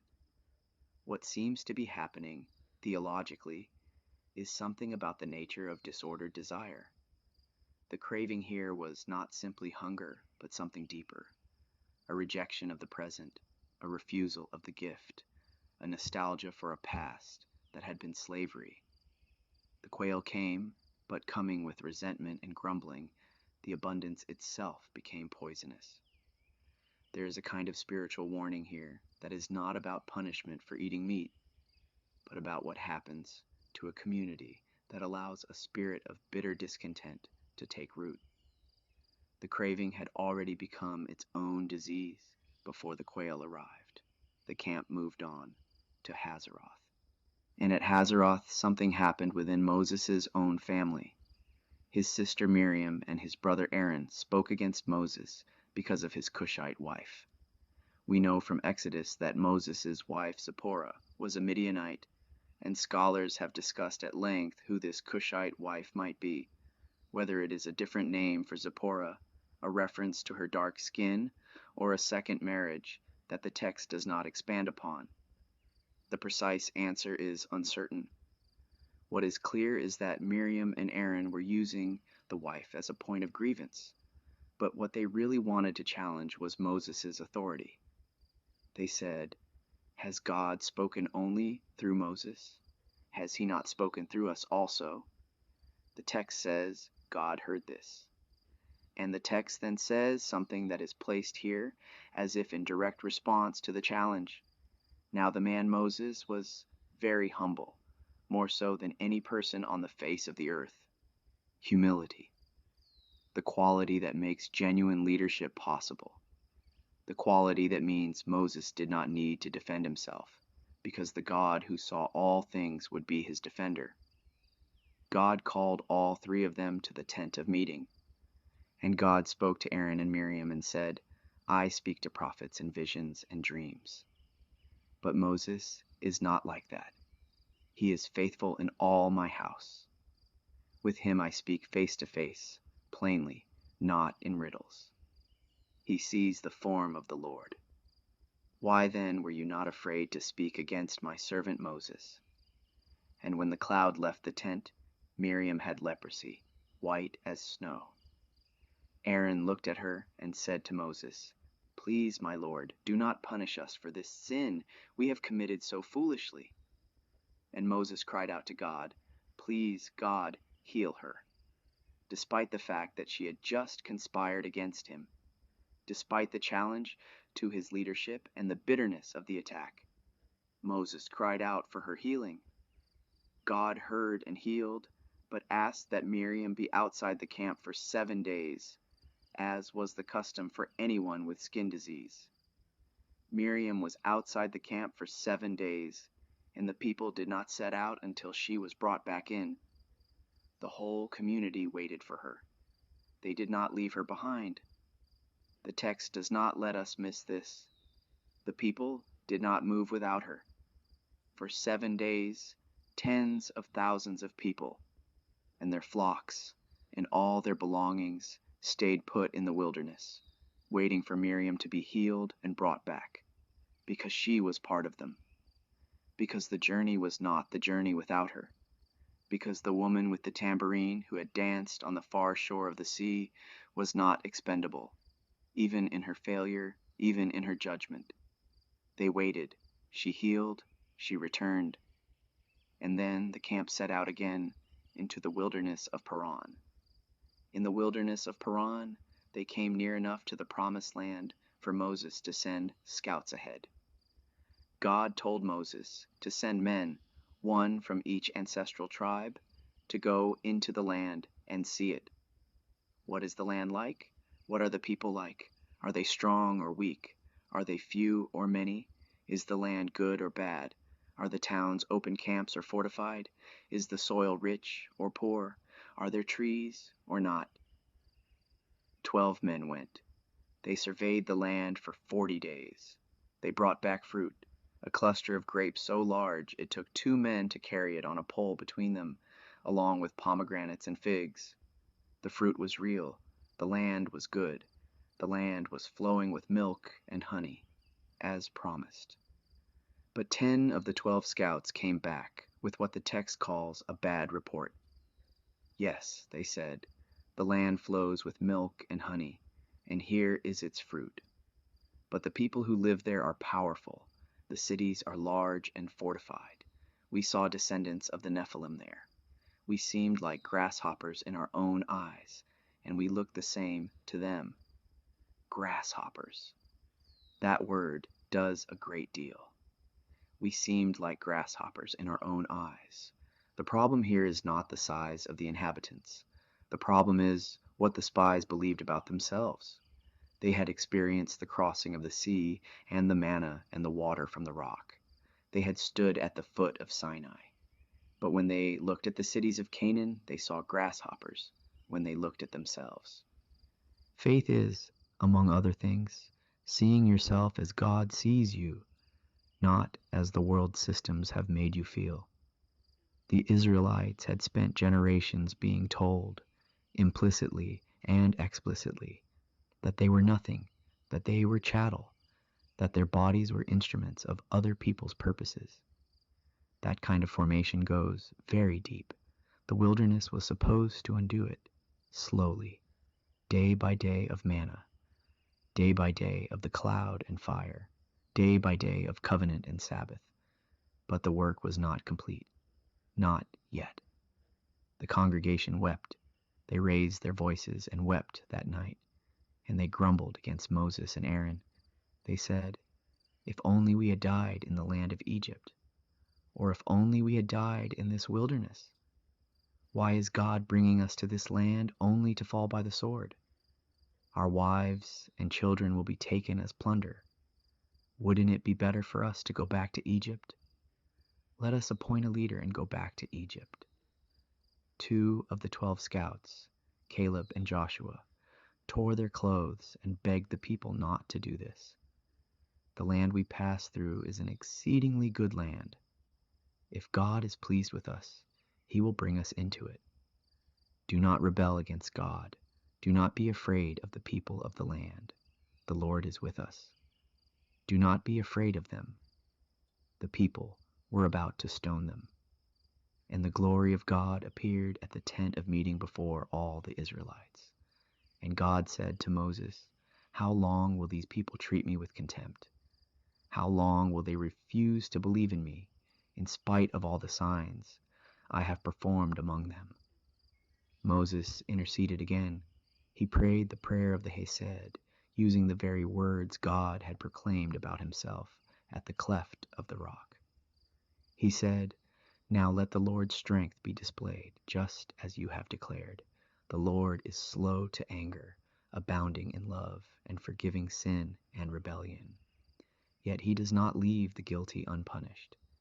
In accordance with your great love, forgive the sin of these people, just as you have pardoned them from the time they left Egypt until now." God responded, "I have forgiven them as you asked, forgiven." But there was also a consequence. The generation that had refused to trust, that had looked at themselves and seen grasshoppers, that had turned back toward Egypt in their hearts at the first sight of difficulty, that generation would not enter the promised land. They would wander in the wilderness for 40 years, 1 year for each of the 40 days the spies had surveyed the land. And their children, the ones they had said would become plunder, those children would be the ones who would enter. But Caleb and Joshua, the 2 who had believed, who had said, "The Lord is with us," they would live to see it. Caleb, who followed God wholeheartedly, God said, "I will bring him into the land he entered, and his descendants will inherit it." The people mourned greatly. In the morning, some of them decided they would go up after all. Moses said, "Do not go, because God is not going with you. You will be defeated by your enemies." But they went anyway, without Moses and without the ark, and they were beaten back. This is one of those painful narrative moments where the text is simply honest about the consequences of decisions made in a community. The generation that had been liberated from Egypt would not cross the Jordan. They would grow old and die in the wilderness. Their children would carry the journey forward. It is not a comfortable story, but it is an honest one, and the thread of Hesed, of faithful love, did not break. God did not abandon them in the wilderness, even in consequence. The cloud still went before them, the manna still fell, the covenant still held.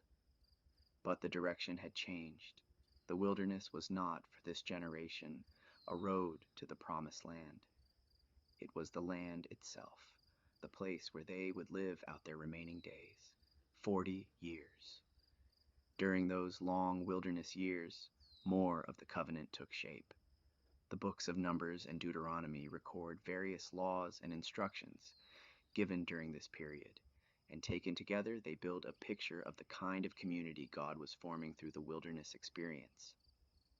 Many of these laws are technical, concerned with matters of ritual purity and priestly function that belong to a specific ancient context. But woven through them are laws of great beauty and gentleness, and these are the ones we want to linger with tonight. There was the law of the cities of refuge. If someone accidentally killed another person, without intention, without hostility, they could flee to one of 6 designated cities and find safety there. The cities were spread throughout the land so that one would never be too far to reach.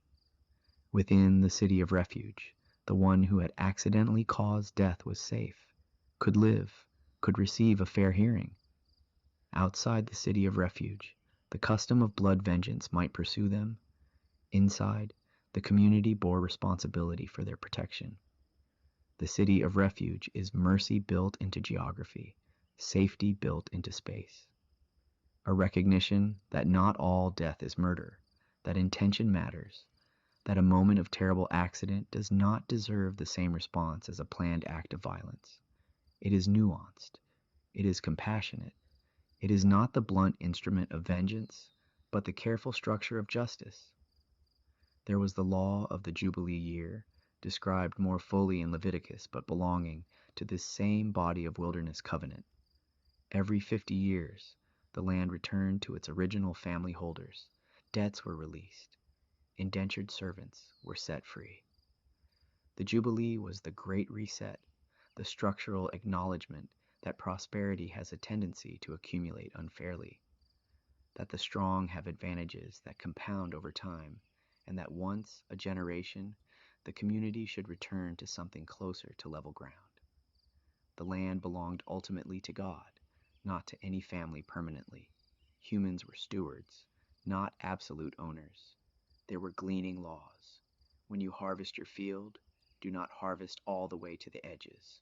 When you gather your grapes, do not pick every cluster. Leave some. The edges of the field and the leftover clusters were for the poor and the stranger. This was not charity in the sense of a voluntary personal kindness. It was law. It was written into the structure of agriculture itself. There must always be a portion left for those who have nothing. There were honest weight laws. Do not use dishonest scales. Do not have two different measures, a large one for buying and a small one for selling. The marketplace, this body of law declared, must be fair. Commerce must be honest. Those with less power must not be systematically cheated by those who hold more. There were laws about not muzzling an ox while it is treading out the grain.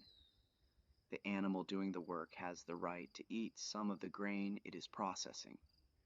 The later Apostle Paul, reflecting on this law in his letters, observed that it applies equally to human beings. Those who labor deserve to benefit from their labor. There were laws about the wages of hired workers. Do not hold back their pay overnight. Pay them that same day, because they are poor and are counting on it. And if they cry to God about it, it will be counted against you. There were laws of testimony and justice. Do not show favoritism to the poor in a legal case, but also do not show favoritism to the powerful. Apply the same standard to both. Do not take a bribe. Do not put an innocent person to death. There were laws about treatment of enemies. If you come across your enemy's donkey gone astray, bring it back to him. If you see the donkey of someone who hates you fallen under its load, do not ignore it. Help him with it. If your enemy is hungry, give him bread to eat. If he is thirsty, give him water to drink. Do not seek revenge or bear a grudge against any of your people, but love your neighbor as yourself. Love your neighbor as yourself. That phrase, which appears in Leviticus 19:18, in the middle of what scholars call the Holiness Code, is not unique to the New Testament.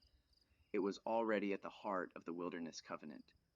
Jesus, when asked about the greatest commandment, quoted two passages from the Torah: love God with all your heart, and love your neighbor as yourself. He was drawing from the very law that had been given in the wilderness. There were laws about the care of the land itself. Do not cut down fruit trees during a siege. The land itself has rights. Do not permanently devastate what will need to provide for future generations. There were laws about preserving species. If you come across a bird's nest in a tree or on the ground with young birds or eggs, and the mother is sitting on the chicks or eggs, do not take the mother and the young. Let the mother go. Take only the young, if you want, because the continuation of life matters. The capacity of the future to receive the same gifts the present enjoys is worth protecting. These laws, taken together, form a vision of a community that is defined not by the accumulation of individual wealth and power, but by the quality of care for its most vulnerable members. The stranger, the widow, the orphan, the laborer, the animal, even the fruit tree, even the bird on her nest. This is the society that the wilderness was shaping, not the society of Egypt, where human beings were raw material for the ambitions of the powerful. Something different. Something that remembered what it felt like to be oppressed and built that memory into its structures so that it would never become the oppressor. You know the heart of the stranger, the text says at one point, for you were strangers in Egypt. The memory of suffering held honestly becomes the foundation of compassion. In the later years of the wilderness wandering, when the generation that had refused to trust was dying and the new generation was coming of age, Israel came near to the land of Moab and made camp in the plains near the Jordan River. And the king of Moab, a man named Balak, was afraid. He had seen what Israel had done to the Amorites in their travels. He knew this community was large and was moving, and he decided on a strategy that was not military but spiritual. He sent messengers to a man named Balaam, who was known as a diviner, a man who had a gift or a reputation for speaking blessings and curses that carried weight. Balak wanted Balaam to come and curse Israel. The Balaam story is one of the most unusual and, honestly, one of the most gently comic passages in the entire wilderness narrative. It has depth and theological seriousness, but it also has a talking donkey, which means we are in unusual narrative territory. Balaam received Balak's messengers. He told them to stay the night while he inquired of God, and God spoke to Balaam. Who are these people with you?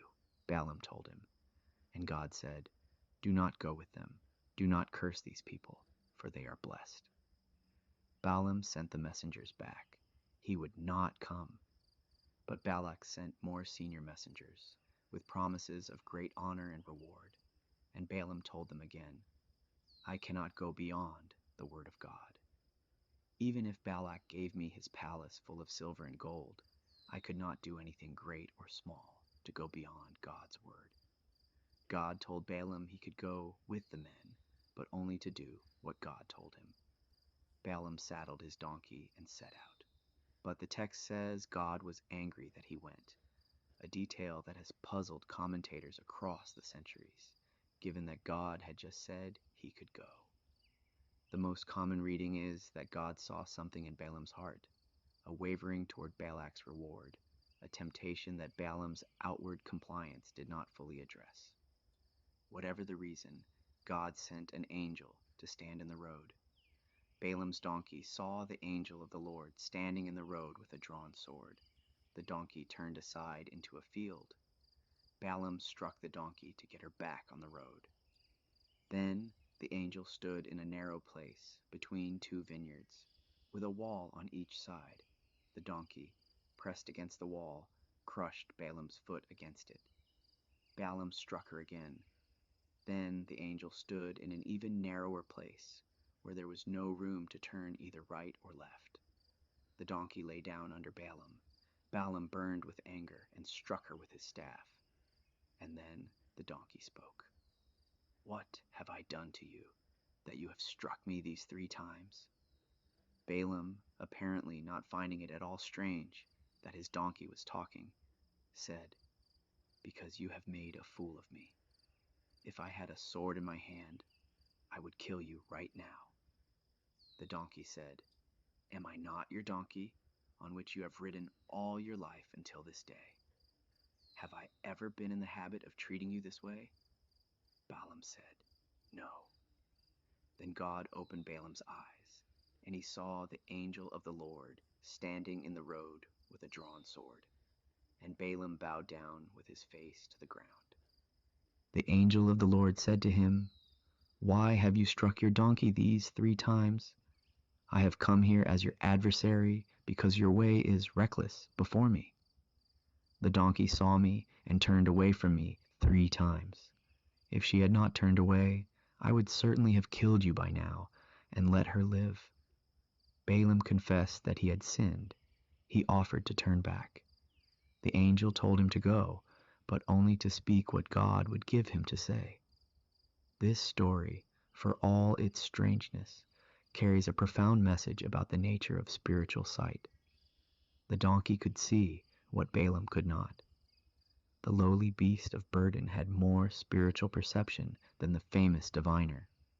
And when Balaam's eyes were opened, his first response was to fall on his face in worship. Balaam went to Balak, and Balak brought him to a high place overlooking the Israelite camp. He offered burnt offerings on 7 altars, and he waited for Balaam to curse Israel, and Balaam opened his mouth and blessed them. Balak was furious. He brought Balaam to another high place, perhaps thinking a different angle of view would change things. 7 more altars, 7 more offerings. Again Balaam spoke. Again he blessed. A third time, a third high place, a third set of altars.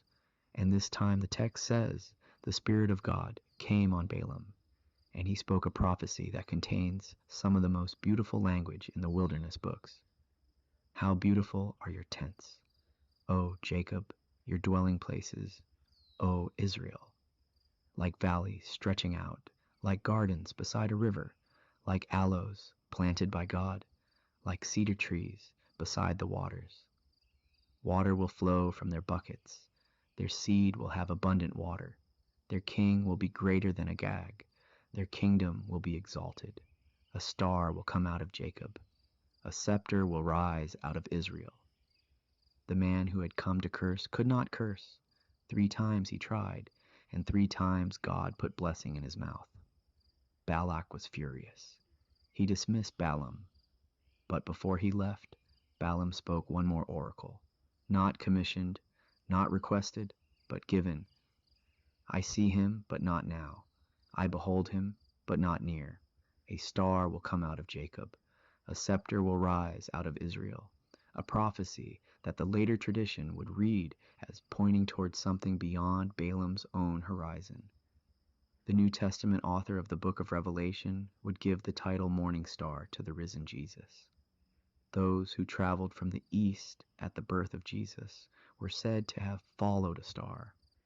Whether or not Balaam understood what he was prophesying, he said something that would be carried forward in the tradition for 1,000 years. Balak got nothing from Balaam except blessing. The people he had tried to curse went on, carried in that blessing, without even knowing what had happened on the high places above them. God had been their shield while they slept. The curse that had been prepared for them had become, in the mouth of a hired diviner and a startled donkey, a prophecy of light. The 40 years were coming to their end. The generation that had emerged from Egypt was gone. A new generation stood in their place, and they had grown up with the manna, grown up following the cloud, grown up hearing the stories of the crossing of the sea, not as their own memory, but as the founding narrative of their people. Moses was very old now. He had led them for 40 years in the wilderness, this man who had been drawn out of the Nile as a baby, raised in a palace, fled to the desert, heard a voice in a burning bush, and said a trembling yes.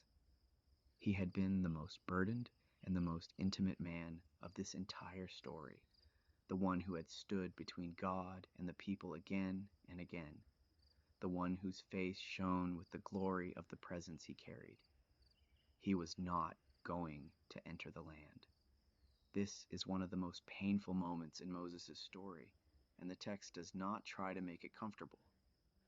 At the waters of Meribah, decades earlier, when the people quarreled with Moses about water, Moses had struck the rock with his staff, rather than speaking to it as God had commanded, and in doing so had failed to treat God as holy before the people.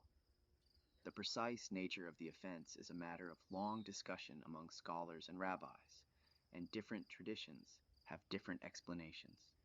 But the consequence was stated plainly. Moses would not bring this community into the promised land. Joshua would. Moses accepted this. He did not rage against it or fall into despair. He asked, gently, reverently, to see the land.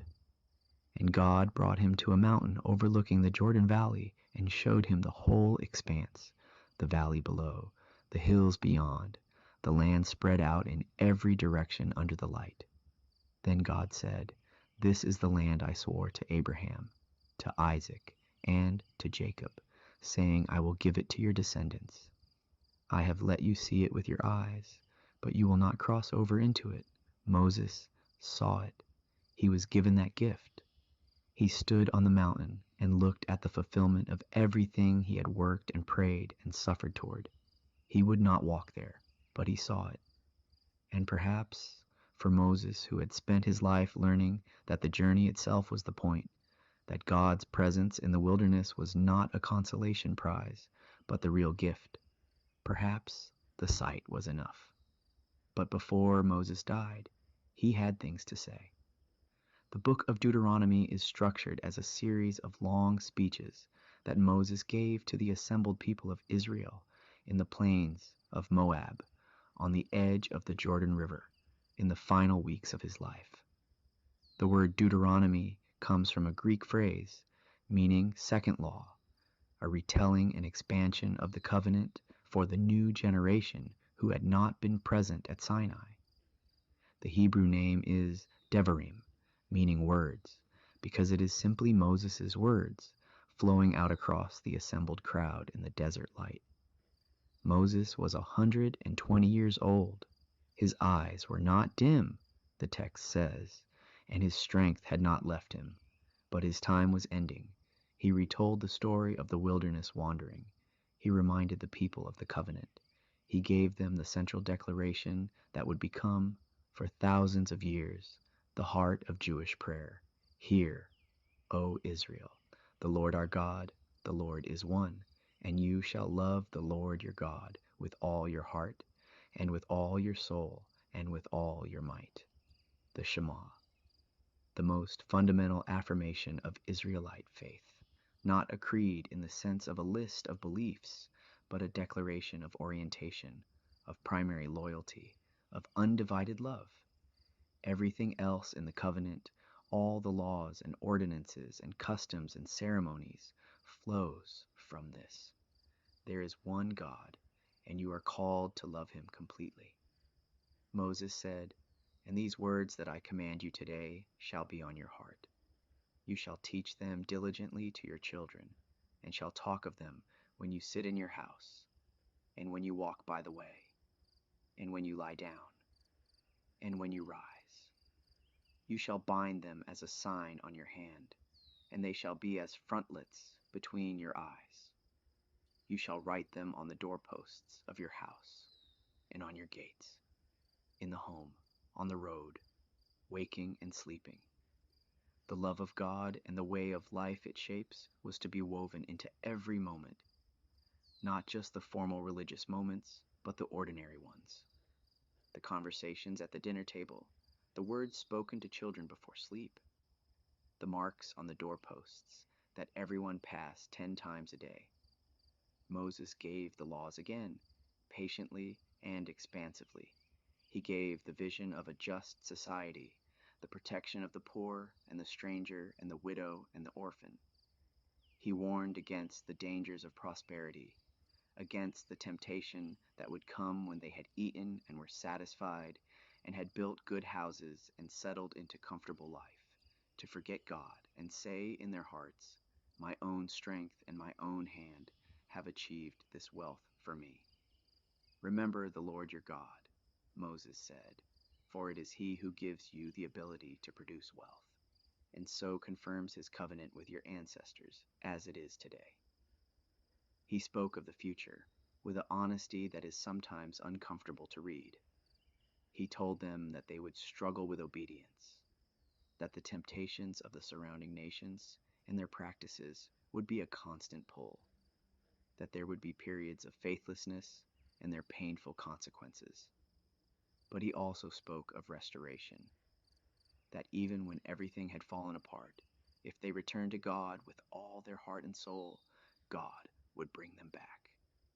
God would circumcise their hearts, Moses said, using a striking metaphor, to love the Lord their God with all their heart and all their soul, so that they might live. A day was coming when the covenant would not be merely external, written on stone, but internal, written on the heart. That vision, which appears in Moses' final speeches in Deuteronomy, also appears in the prophets Jeremiah and Ezekiel centuries later. And the followers of Jesus understood it as finding its ultimate fulfillment in the new covenant, in the Spirit that dwells within. But Moses was speaking to the people in front of him, the people who had wandered 40 years and were now standing on the threshold. He said to them, "See, I have set before you today life and good, death and evil. I command you today to love the Lord your God, to walk in his ways, and to keep his commandments, so that you may live and multiply. Choose life. Choose life." In one sense, the most obvious possible instruction. Who would choose otherwise? But Moses knew, as anyone who has watched human beings in their freedom knows, that life is not always the obvious choice. Fear disguised as safety, comfort disguised as rest, resentment disguised as justice, idolatry disguised as religion. All of these are ways that human beings can choose death while thinking they are choosing something else. Choose life, Moses said. And then he spelled out what life meant. Love the Lord your God, listen to his voice, and hold fast to him. For he is your life and the length of your days. Hold fast to him. The Hebrew verb is davar, to cleave, to hold close. The same word used for the way a husband holds to his wife, the way love clings to its beloved object. Hold fast. Not with rigid, white-knuckled desperation, but with the steady, warm grip of genuine attachment. The hold of someone who knows, after all the wilderness years, after all the provision and the pillar and the manna and the water from the rock, that this is the one to hold to. This is the one from whom all good things flow. This is the one who is your life. Moses then gathered all the people. He gathered them tribe by tribe, and he blessed them. The blessing of Moses in Deuteronomy 33 is one of the most beautiful passages in the Torah. He blessed each tribe in turn with words specific to their character and their calling and their portion in the land. He began the blessing with praise. The Lord came from Sinai and dawned upon them from Seir. He shone forth from Mount Paran. He came with 10,000s of holy ones, with flaming fire at his right hand. Yes, he loved his people. All his holy ones were in his hand. So they followed in your steps, receiving direction from you. He ended the blessing with one of the most sweeping declarations of comfort in the entire Hebrew Bible. There is none like God, O Jeshurun, who rides through the heavens to your help, through the skies in his majesty.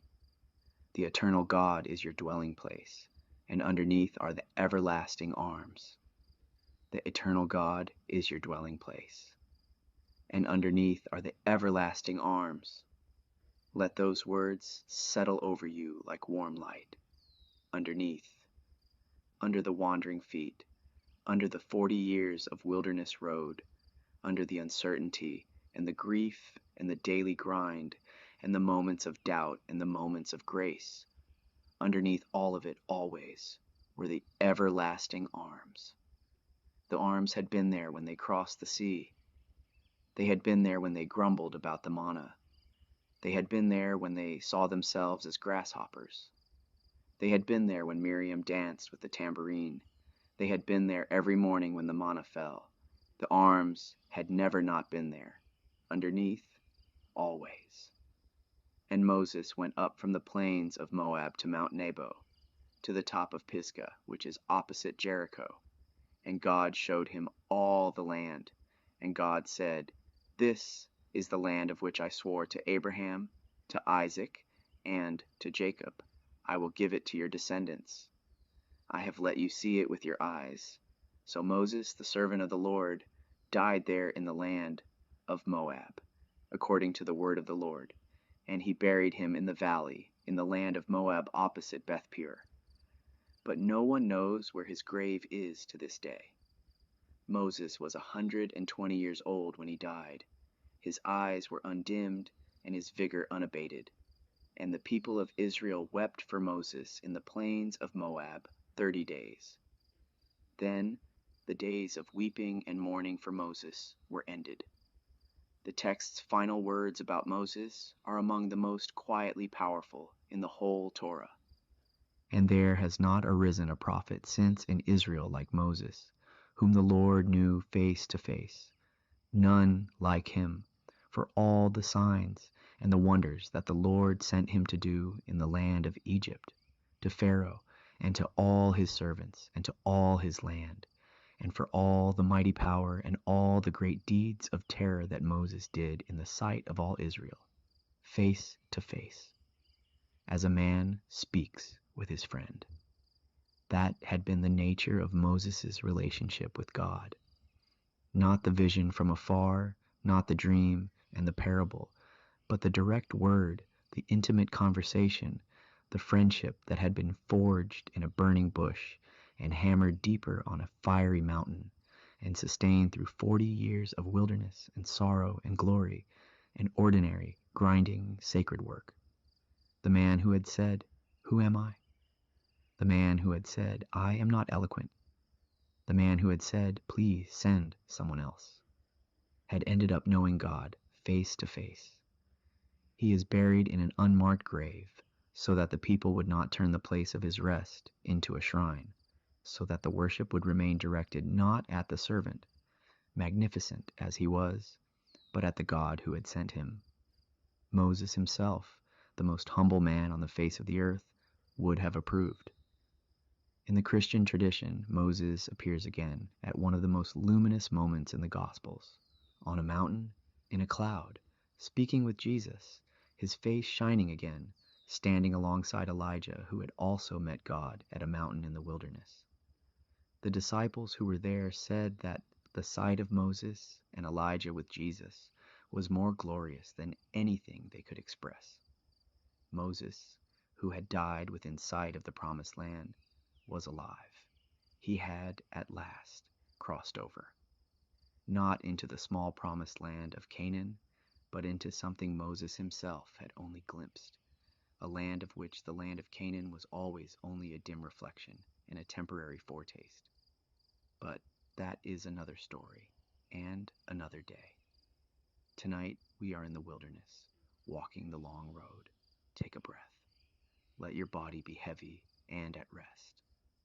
We are moving now toward the end of the wilderness road, the banks of the river, the crossing into the promise. Let the next part come to you slowly. Now it was Joshua the son of Nun, filled with the spirit of wisdom, because Moses had laid his hands on him. The Israelites listened to Joshua and did as God had commanded through Moses. Joshua was not Moses. The text does not pretend he was, and Joshua himself, in those first days of leadership, was clearly feeling the weight of the mantle, because the first thing God said to him after Moses died was this, repeated 3 times in a short passage: "Be strong and courageous. Be strong and courageous. Do not be afraid. Do not be discouraged. For the Lord your God is with you wherever you go." 3 times the same word of encouragement, as if God understood that Joshua needed to hear it more than once, as if the promise was so important that once was not enough. God told Joshua to be strong and very courageous in keeping the law of Moses and meditating on it day and night, so that you may be careful to do everything written in it. Then you will be prosperous and successful. And Joshua spoke to the people. He said, "Get your provisions ready. Within 3 days you will cross the Jordan River and go in to take possession of the land the Lord your God is giving you for your own. 3 days, the same number that had appeared at Sinai before the covenant, the same rhythm of preparation before transformation. Something was about to change. The people said to Joshua, "Whatever you have commanded us we will do, and wherever you send us we will go. Just as we fully obeyed Moses, so we will obey you. Only may the Lord your God be with you as he was with Moses. Anyone who rebels against your word and does not obey it, whatever you command, will be put to death. Only be strong and courageous." The people now were the ones telling Joshua to be strong and courageous. The encouragement was going in all directions. The community holding up its leader as the leader had held up the community. Before crossing, Joshua sent 2 spies to look over the land, and especially Jericho. This echoes the scouts of 40 years earlier, but with a crucial difference. There are only 2, and they are not asked to bring back a military assessment for the whole community to debate. They go quietly, with a specific purpose, and they come back with a report of faith rather than fear. The 2 men entered Jericho and came to the house of a woman named Rahab. She was an innkeeper, and according to the text, a woman of that kind of trade that communities label with judgment. She hid the 2 spies when soldiers of Jericho came looking for them, telling the soldiers they had already left. Then she spoke to the spies from her rooftop. She said, "I know that God has given you this land. A great fear of you has fallen on us, so that all who live in this country are melting in fear because of you. We have heard how God dried up the water of the Sea of Reeds for you when you came out of Egypt, and what you did to the 2 Amorite kings. When we heard of it, our hearts melted in fear, and everyone's courage failed because of you, for the Lord your God is God in heaven above and on earth below. This is extraordinary." This woman, a Gentile, a social outsider by every measure of her own community, has the clearest theological statement in the pre-crossing narrative. She names the God of Israel as God in heaven above and on earth below. She has heard the story of the Exodus, and she has believed it, not in the way that produces fear and desperation, but in the way that produces trust and action. She hid the men. She aligned herself with the God whose story she had heard. She asked for one thing in return, that when Israel came against the city, she and her family would be spared. The spies promised her. She let them down through the window by a rope, and she hung a scarlet cord in her window as the agreed-upon sign of protection. Red cord in the window, blood on the doorpost. The imagery echoes. Protection for those who mark themselves with the sign. Mercy available to anyone of any nation who throws their lot in with the God of the covenant. Rahab the innkeeper of Jericho is in the genealogy of Jesus, according to the Gospel of Matthew. She is named in the letter to the Hebrews as an example of faith. She is remembered for thousands of years because she heard the story, and she believed, and she acted on what she believed. 3 days after the spies returned, Joshua gave the order to march. The community made their way to the banks of the Jordan River. It was the season of harvest, the text notes, and the Jordan was at flood stage. Not a gentle, fordable stream, but a swollen, rushing river, the banks fully covered, the current powerful. Another impossible thing, another body of water between them and where they were meant to be. The priests carried the Ark of the Covenant to the water's edge, and God told Joshua, "When the feet of the priests who carry the Ark touch the water's edge, the Jordan's flow will be cut off." This is the detail that the text emphasizes. The feet had to enter the water first, not wait for the river to stop, and then carry the Ark across dry ground. The stopping of the water was contingent on the step of faith. The priests had to get their feet wet before the miracle happened. The priests carried the ark down to the Jordan. Their feet touched the water at the bank, and the water coming down from upstream stopped. It piled up in a heap a great distance away. The water flowing down toward the Sea of the Arabah was completely cut off, and the priests stood in the middle of the dry ground while the whole nation crossed over. The crossing of the Jordan mirrors the crossing of the Sea of Reeds. Both are bodies of water that stood between the people and their destination. Both parted to allow passage. Both were crossings made possible by the direct act of God. The parallelism is clearly intentional in the text, as if the reader is meant to notice. The God who delivered them from Egypt is the same God who delivers them into the promise. The whole 40 years between the two crossings are enclosed in the same divine faithfulness. But before the crossing was complete, God instructed Joshua to choose 12 men, one from each tribe. Each man was to take up a stone from the middle of the Jordan, from the place where the priests had stood, and carry it to the far bank. 12 stones, carried out of the riverbed, set up as a memorial at the place they camped. Joshua told the people why. When your children ask in the future, "What do these stones mean to you?" tell them that the flow of the Jordan was cut off before the Ark of the Covenant. These stones are to be a memorial to the people of Israel forever, stones of remembrance, a physical, permanent, touchable record of a moment of divine act. Because stories tend to become abstract with time, and abstractions tend to become theoretical, and theory tends to become disconnected from the body, from the daily life, from the ordinary human experience. But a pile of stones by a river, stones that a child can put their hands on and feel the weight of, stones that carry a question.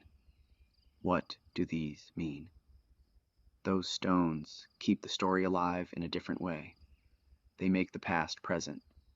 They invite the next generation into a conversation with their own origins.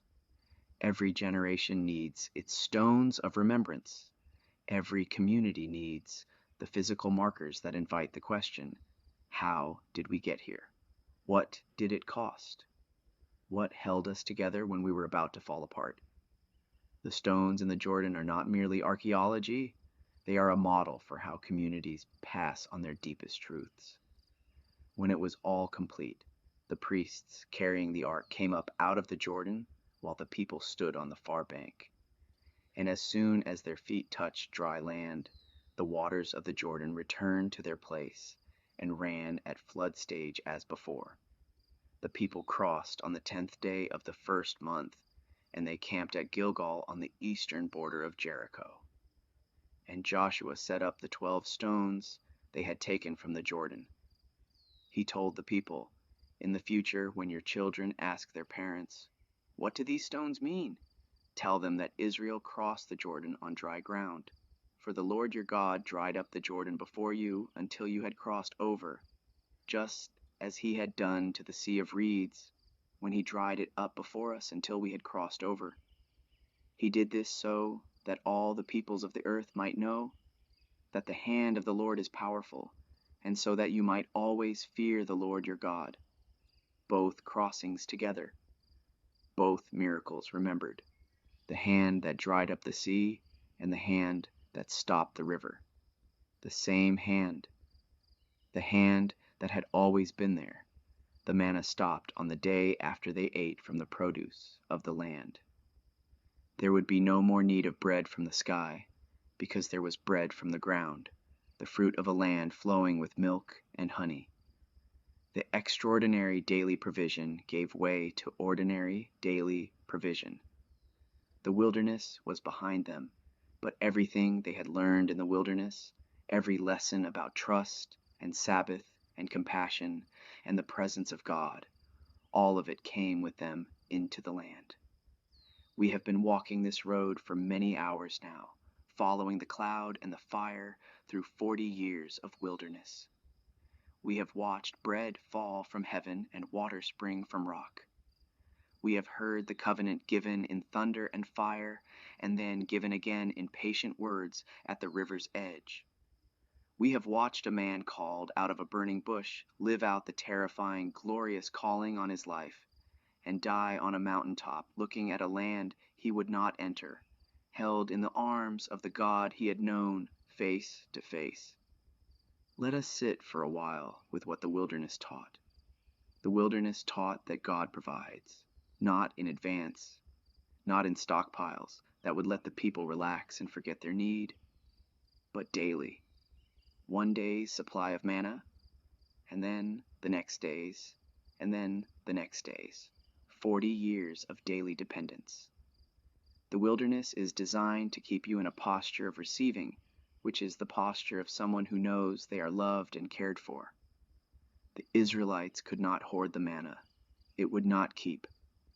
Every morning they had to get up and gather again. Every morning was another declaration of need and another experience of provision. Give us today our daily bread.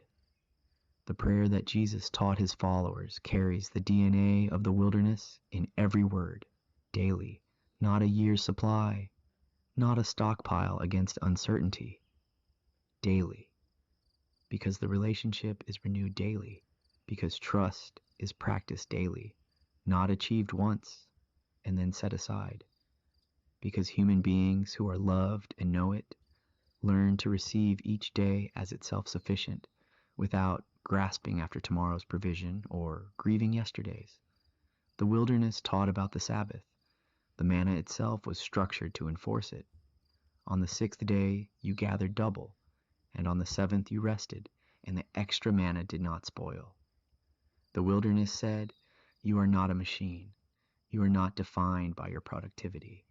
You are a creature made in the image of a God who rested on the 7th day, and you must rest too.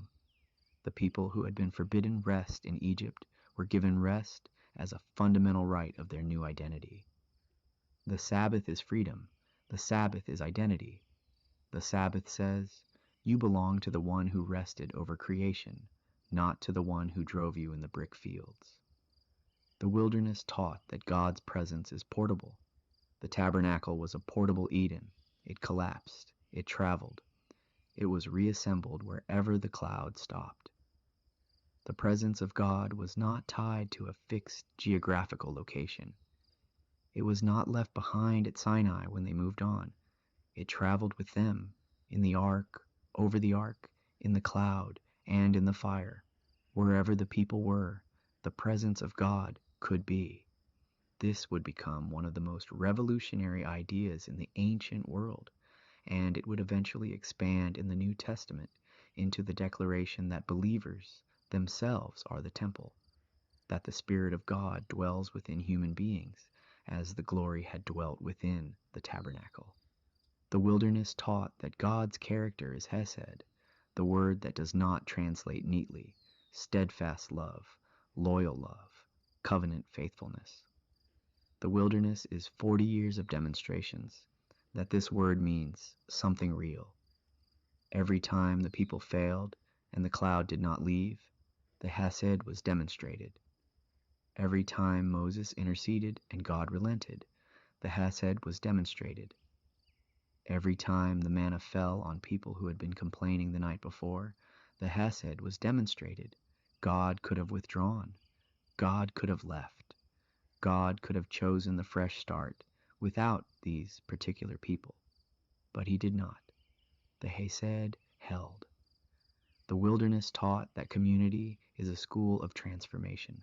The people who crossed the sea were not the same people who crossed the Jordan. The generation that had left Egypt mostly did not make the second crossing, but even the first generation in the wilderness was being shaped. The laws they received were not a burden dropped on people already formed and ready. They were the curriculum of a forming people. You were strangers in Egypt. Therefore, treat the stranger with mercy. You know what it is like to be powerless. Therefore, build into your society the protections for the powerless that you wished had existed when you were in their position. The wilderness is a school, and the lesson is that your suffering, honestly held and honestly remembered, can become the root of your deepest compassion. The wilderness taught that doubt is not the opposite of faith. All through the narrative, the people struggled. They grumbled. They wept. They wished for Egypt. They saw themselves as grasshoppers. They built a golden calf. And still the manna fell. Still the cloud led. The text is honest that their failures had consequences, but it is equally honest that the failures did not end the story. The wilderness does not demand perfection. It demands honesty and return. When they cried out, God heard. When Moses interceded, God relented. When they turned back toward the covenant held them. This is enormously comforting for anyone who has wandered in their own wilderness, who has looked at the gap between who they intended to be and who they have been, who has felt the bitter water and the grasshopper vision and the golden calf impulse in their own life. The wilderness narrative says, yes, and the manna fell anyway, and the cloud moved on anyway. And underneath the everlasting arms are always, always there. The wilderness taught that the journey is not a failure. The 40 years were not a detour from the real story. They were the story. The land of Canaan was the destination, but the wilderness was the formation. The people who crossed the Jordan were capable of something the people who crossed the sea were not yet capable of. The wilderness had worked in them. It had stripped away the Egypt that still lived in their hearts, slowly, imperfectly, with much resistance and grief. But it had worked. The stones of remembrance mark not just a river crossing, but an arrival. A people formed enough, held enough, carried enough to enter the new thing. Let us return for a while to the center of the camp, because the center of the camp was always the tabernacle, and the tabernacle tells us something essential about what this whole journey was for. The Israelite camp in the wilderness was arranged around the tabernacle like a mandala. The 12 tribes were placed in their assigned positions, 3 to the east, 3 to the west, 3 to the north, 3 to the south. The Levites were closer in, their own clans assigned to different sides, responsible for the tabernacle's transport and care. And at the exact center, the tabernacle itself, the tent of meeting, the dwelling place. Every morning, the camp oriented itself around this center. Every time they moved, the tabernacle moved first, carried on the shoulders of its assigned bearers, preceded by the ark. The camp radiated outward from this center the way a family home radiates outward from its hearth, the way a city radiates outward from its square. Everything organized itself in relation to the presence. This was not incidental. The theological statement encoded in the architecture of the camp is precisely the statement of the whole wilderness narrative. God is the center. Everything else is arranged in relation to God. The life of the community makes sense only in relation to the one at the center. The morning and evening incense in the tabernacle, the daily burning of fragrant spices on the golden altar, filled the tent with scent. The lampstand burned through every night, its 7 flames steady in the darkness. The 12 loaves of bread were renewed each Sabbath on the table of the presence, representing the 12 tribes, placed before God as an act of worship and remembrance. The priests wore their elaborate garments, woven and embroidered with care, carrying the names of the 12 tribes on their shoulders in onyx stones, and on their breastplate in 12 different precious gems. Every priest who entered the holy place carried the 12 tribes on their body. They were literally bearing the people before God. This is what priests are, people who carry others before God, people whose vocation is intercession, representation, the holding up of the community in the presence of the divine. Moses had been this. Aaron and his sons were this in their formal ritual role. but the broader call was for the whole nation to be this: a kingdom of priests, a community whose identity in the world was to stand between the human and the divine, to bear the world before God, and to carry God's character into the world. The tabernacle was eventually replaced by the temple that Solomon built in Jerusalem, a permanent structure in a permanent location. And the temple was eventually destroyed, first by Babylonians and later by Romans. But the vision of God dwelling in the midst of his people, the vision established in the wilderness, never died. The prophets promised a new dwelling. The Gospel of John begins with the declaration that the Word became flesh and tabernacled among us, using the very Greek word for the wilderness tent. The followers of Jesus are called, in Paul's letters, the temple of the Holy Spirit, the building in which God dwells. The tabernacle is still moving. It has never stopped moving. We have spoken of the cloud and the fire many times tonight, and each time they have appeared as part of the landscape of the story. But let us pause here, in the deep of the night, and simply rest in them. The cloud by day. Imagine it. Not the faint wisps of vapor that drift through summer afternoons, but a substantial, defined, moving column of cloud, dense enough to provide shade in the brutal desert heat. It was not merely a meteorological feature. It had agency. It moved, it stopped. It lifted, it settled. The people oriented their lives around it. When it moved, they moved. When it rested, they rested. The cloud was, in the language of the text, the visible form of God's presence. Not a metaphor, not a symbol at arm's length. A real, observable, undeniable presence that anyone in the camp could look up and see. The child playing near the tent flap could look up and see the cloud. The elder sitting in the shade could look up and see the cloud. The young mother nursing her baby could look up and see the cloud. God is here, right now, right above us, visible. And at night, when the desert cold came in and the darkness was complete and the stars were extraordinary but also impersonal, the fire burned. Not a distant glow, but a pillar of fire that gave light. The same presence, transformed by the conditions of night into warmth and light instead of shade and direction. The cloud and the fire are one thing, presence adapting to need. By day, what you need is shade and direction. By night, what you need is light and warmth. The same God, meeting the needs of each moment. There is something in this that goes beyond the wilderness narrative into something almost universally recognizable. The way that divine presence, when people honestly report it, seems to shape itself to the particular need of the particular moment. Not a rigid, unmovable thing that you have to find your way to, but a responsive, present reality that meets you where you are, in the heat of your day and in the darkness of your night. In the cool of the evening in the book of Genesis, God walked in the garden. In the burning bush, God met Moses in the middle of an ordinary shepherd's day. In the cloud and the fire, God led a community through a wilderness. The texture of the presence changes. The fact of the presence does not. Breathe slowly. Let your eyes be heavy.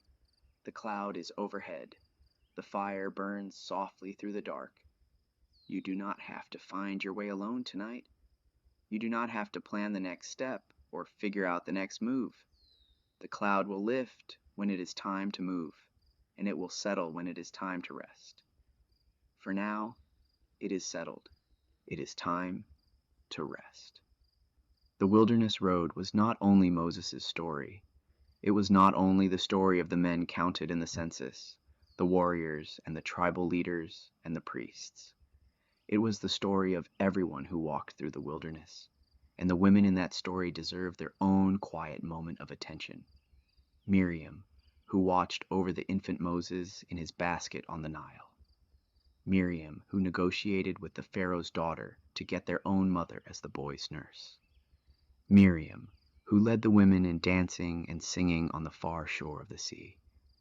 Miriam, who later challenged Moses and was rebuked, but who was waited for by the whole community before they moved on. Miriam, who died in the wilderness of Sin and was mourned by the people. The text says that immediately after her death, there was no water, a detail that the rabbis would later say suggested that the miraculous provision of water in the desert had come, in part through Miriam's merit. Miriam's well, they called it. Whatever one makes of that tradition, it is a tender act of honor, a way of acknowledging that this woman who had danced and prophesied and watched and waited was woven into the fabric of the provision itself. The daughters of Zelophehad. Their father had died in the wilderness without sons, and according to the inheritance laws as they stood, his portion would be absorbed into the tribe without being passed to his daughters. 5 daughters, named in the text, Mahlah, Noah, Hoglah, Milcah, and Tirzah. They came before Moses, and before Eleazar the priest, and before the leaders and all the congregation, at the entrance of the tent of meeting. And they stated their case simply and clearly. Our father died in the wilderness. He had no sons. Why should the name of our father disappear from his clan because he had no son? Give us a possession among our father's brothers. Moses brought their case before God, and God said, the daughters of Zelophehad are right. You shall give them possession of an inheritance among their father's brothers, and transfer the inheritance of their father to them. 5 women asking for what was just, and being given what was just, and more. The law was changed for everyone.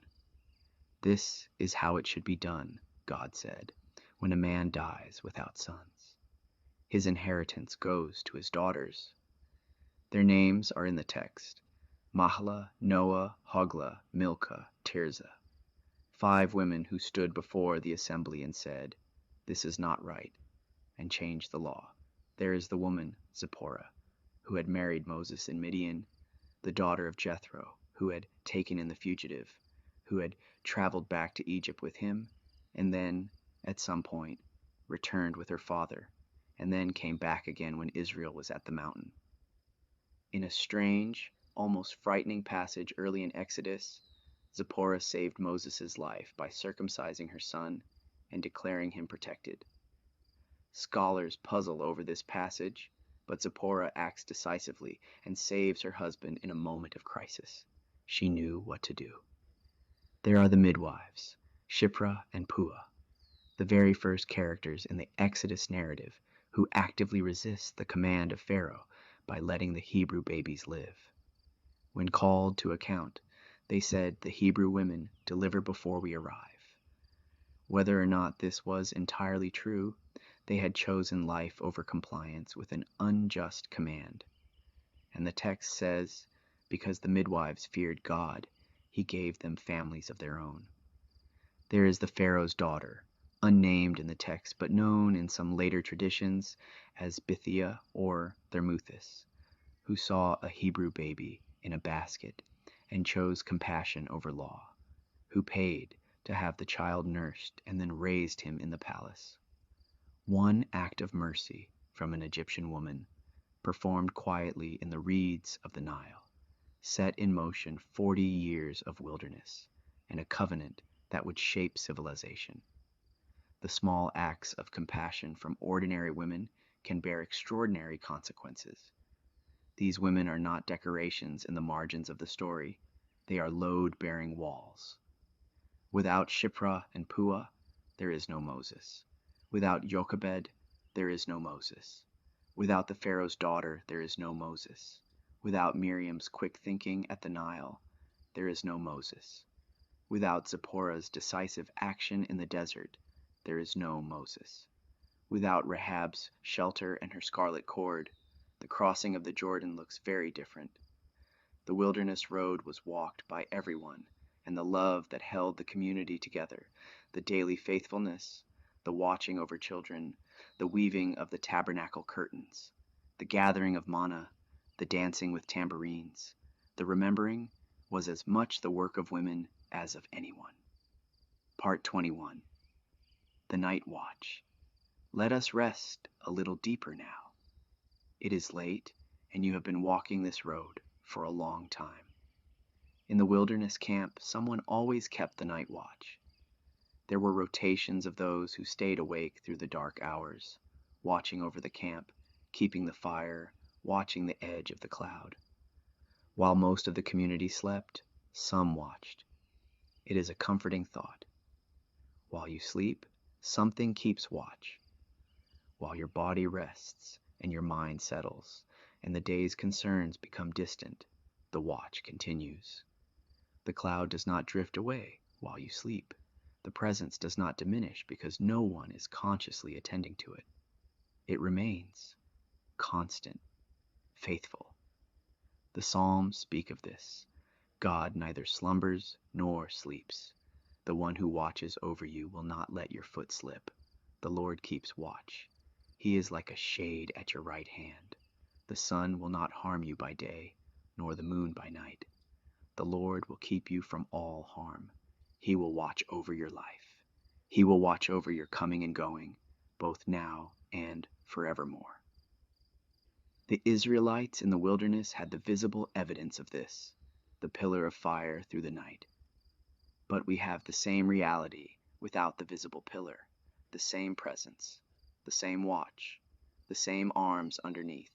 As you settle into sleep tonight, you are settling into something that has been prepared for you. Rest has been written into the fabric of creation since the seventh day. The Sabbath that God gave to his exhausted, newly freed people in the wilderness was not an afterthought. It was the restoration of something that was always meant to be theirs. Sleep is part of that Sabbath gift. The body that lies down and trusts the dark and releases the day is practicing something ancient and holy. Let your breath be slow. Let your thoughts drift like cloud shadows across still water. Part 22. The Songs of the Wilderness. The wilderness was not only a place of trial, it was a place of singing. Miriam's song on the far shore was the first, but it was not the last. The Israelites sang throughout the journey. One of the most unexpected moments in the book of Numbers, buried in a list of camp locations, is this small, luminous verse. Israel sang this song, "Spring up, O well, sing of it, the well that the leaders sank, that the nobles of the people dug, with the scepter, with their staffs." A song about a well, not a battle hymn or a great theological declaration, but a spontaneous, joyful song about water discovered in a dry place. The leaders and nobles had dug, had worked with the tools in their hands, and the water had come. And the people sang, a song of delight at ordinary provision, a song that said, "We were thirsty, and now we are not," and that is worth singing about. This is the wilderness spirituality. Not only the grand mountain moments, the thunder and fire and covenant and glory, but the well in the dry valley, worth a song. The morning manna, the same each day, but still received fresh. The cloud that has not moved, which means you are still in the right place.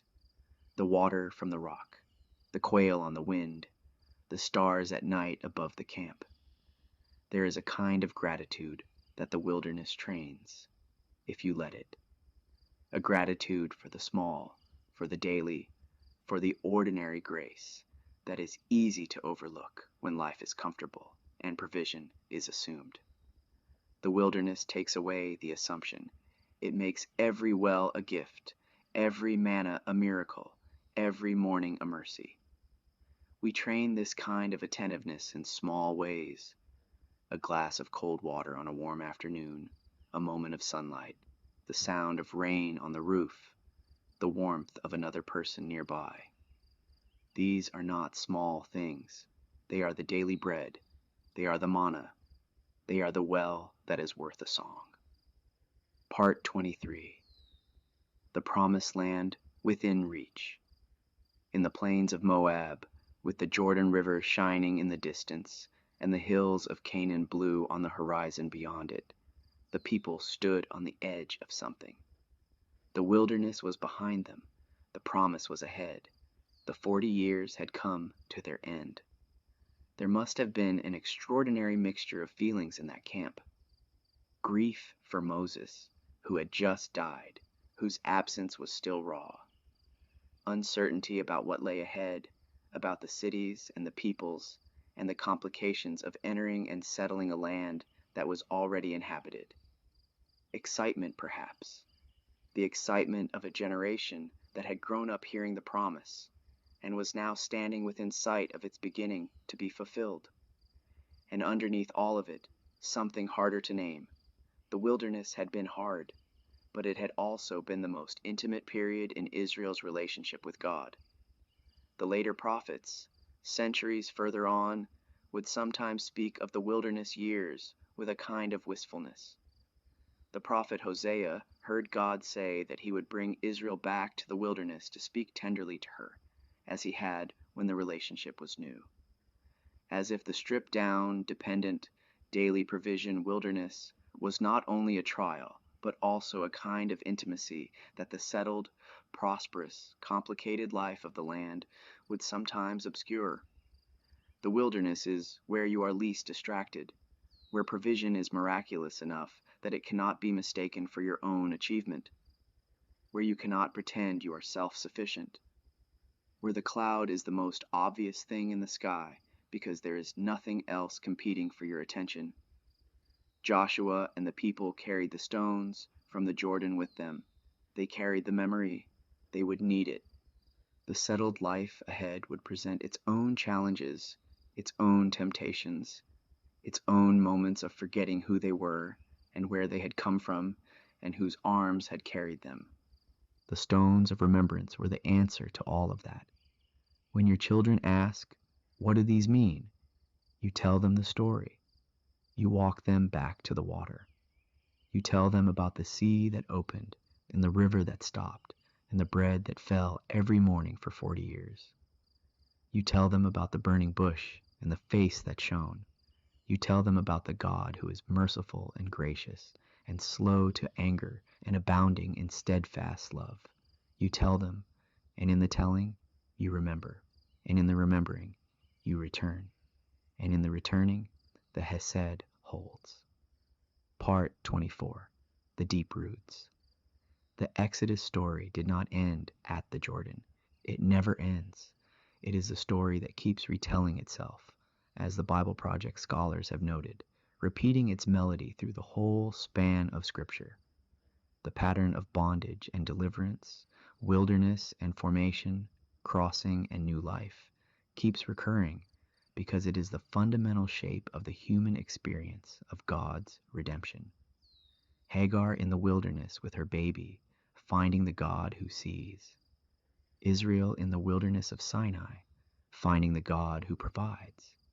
Elijah running from Jezebel, collapsing under a broom tree in the wilderness, finding the God who bakes bread and says, "Get up and eat.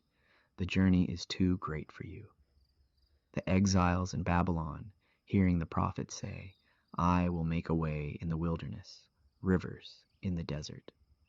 John the Baptist in the wilderness of Judea, making the way straight. And then Jesus, immediately after his baptism, led by the Spirit into the wilderness for 40 days. 40 days, as Israel spent 40 years. Tested 3 times, as Israel was tested again and again. The first test was about food. If you are the Son of God, tell these stones to become bread. And Jesus answered with the very words Moses had written about the manna. A person does not live on bread alone, but on every word that comes from the mouth of God. He was quoting Deuteronomy. He was standing in the wilderness, reciting the lesson of the manna to the one who was testing him. Where Israel had failed the wilderness test, Jesus passed it. Not because the test was easier, but because he was drawing on the deepest resources of the covenant.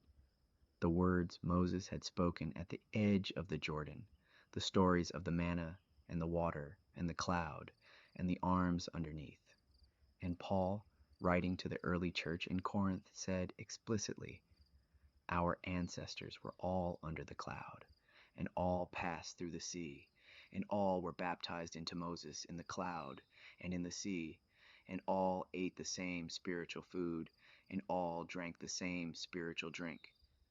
For they drank from the spiritual rock that followed them, and that rock was Christ, the rock that followed them." An image from a later Jewish tradition that imagined the rock at Horeb, from which water had flowed, as traveling with the Israelites through the wilderness. Paul takes that tradition and locates it in the pre-existent Christ, the Word that was in the beginning, the one through whom all things were made. The provider of water in the wilderness, in this reading, was not merely a rock struck by a staff, but the very presence of the living Christ, the same one who would later say, "If anyone is thirsty, let them come to me and drink." The wilderness road goes all the way. It goes back to the garden, and it goes forward to the new creation. It goes through every desert that any person has ever walked, every grief that has felt like 40 years, every bitter water that needed a tree to sweeten it, every morning of looking for manna and not knowing if it would come again. It always comes again.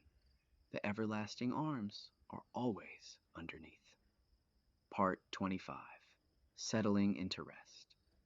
We have walked a very long road tonight, from the banks of the Nile to the burning bush to the far shore of the sea, through the wilderness of Shur and the wilderness of Sin and the wilderness of Paran, to the foot of the mountain loud with thunder and back down again, through the golden calf crisis and the covenant renewed, through the pillar of cloud and the pillar of fire, through the manna and the quail and the water from the rock, through Miriam's dancing and Moses' prayer and the daughters of Zelophehad standing before the assembly, through Balaam's blessing on a high place and the donkey that saw what the diviner could not, through Moses' final speeches in the plains of Moab, his blessing and his death on the mountain, to the banks of the Jordan, to the priest's feet touching the water, to the dry ground, to the stones carried out of the riverbed and set up as a memorial. You have walked all of this tonight, and now the stones are in place, and the camp is settled, and the cloud is overhead, and the fire burns through the dark, and it is time to rest.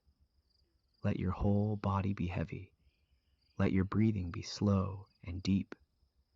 Let the images of the wilderness settle into stillness around you, the desert sky, enormous and starry, the smell of dust and dry grass, and a hint of smoke from the evening fire, the sound of wind across the open ground, the quiet of a camp at rest.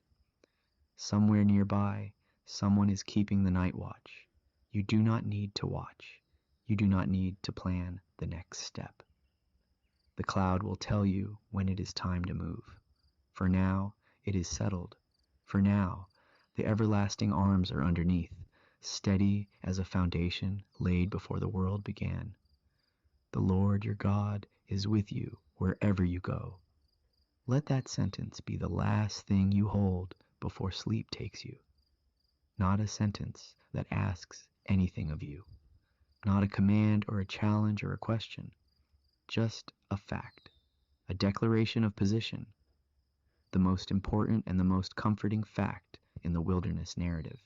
Wherever you go, not wherever you behave perfectly, not wherever you have enough faith, not wherever you have earned the right to be accompanied, wherever you go. The desert places and the comfortable places, the manna mornings and the bitter water afternoons, the foot of the mountain and the top of the mountain, the shore of the sea and the middle of the sea and the far side of the sea, the plains of Moab and the river's edge, the moments of dancing and the moments of weeping. Wherever you go, the Lord your God is with you. Sleep, beloved. You are on the road. The cloud is settled. The fire burns. The bread will come in the morning. Rest now. Rest. Part 26. The Song of Moses. Before we move fully into sleep, let us hear one more song. The Song of Moses, which the text in Deuteronomy chapter 32 records as one of Moses' final acts. He taught this song to the whole assembly of Israel, so that it would be on their lips and in their hearts, a kind of musical covenant, a melody that would remind them of their story when the story grew distant. Listen to the rain coming down. Let my teaching fall like rain, Moses began. Let my words settle like dew, like showers on young grass, like abundant rain on tender plants. Let my teaching fall like rain. He called on the heavens and the earth to be witnesses. He declared the character of God, the rock, whose works are perfect and all whose ways are just. A faithful God who does no wrong. Upright and just is he. He retold the story in song. God found the Israelites in a desert land, in a barren and howling wasteland. He shielded them and cared for them. He guarded them as the apple of his eye. Like an eagle that stirs up its nest and hovers over its young, that spreads its wings to catch them and carries them aloft. The Lord alone led them. No foreign god was with them. He made them ride on the heights of the land. Like an eagle that stirs up its nest and hovers over its young and spreads its wings to catch them. There is a picture of the wilderness that is so tender and so right. The eagle that stirs up the nest, that pushes the young birds toward the edge, toward flight, toward the terrifying open air, but hovers close, spreads wings underneath, catches them when they fall, carries them when they cannot yet fly on their own. The wilderness was the eagle's nest, the restlessness, the testing, the being pushed toward trust. All of it was the mother bird's work. Not abandonment, not cruelty. The work of a parent who knows that the young bird will never fly if it stays in the nest forever. Who knows that the only way to the sky is through the terrifying moment of falling. And underneath, always, the wings. The song speaks of Israel's future failures too, with a sadness and a patience. It speaks of the consequences of turning away. But it does not end in judgment. It ends with the call to the heavens and the earth, the mountains and the hills, to rejoice with God's people, because he will avenge the blood of his servants. He will repay his enemies, and he will provide atonement for his land and his people. The song ends with life and mercy and the call to rejoice. Moses finished speaking all these words to all Israel, and he said to them, "Set your hearts on all the words I have testified to you today, which you shall command your children to be careful to do, all the words of this law, for it is no empty word for you, but your very life. By this word you shall live long in the land that you are crossing over the Jordan to possess. Your very life, not a burden, not a set of restrictions imposed by a demanding deity on a reluctant people. Your very life. The instructions that tell you how to live in a way that is genuinely alive. The covenant is not a cage. The covenant is the shape of a flourishing human existence, the map of how to be the person you were made to be, in right relationship with the God who made you and the people he gave you to live among. Your very life. And Moses lifted up his voice and blessed Israel. And he climbed the mountain, and he saw the land. And God was there with him on the mountain, as God had always been there, as God would always be there. And then he rested.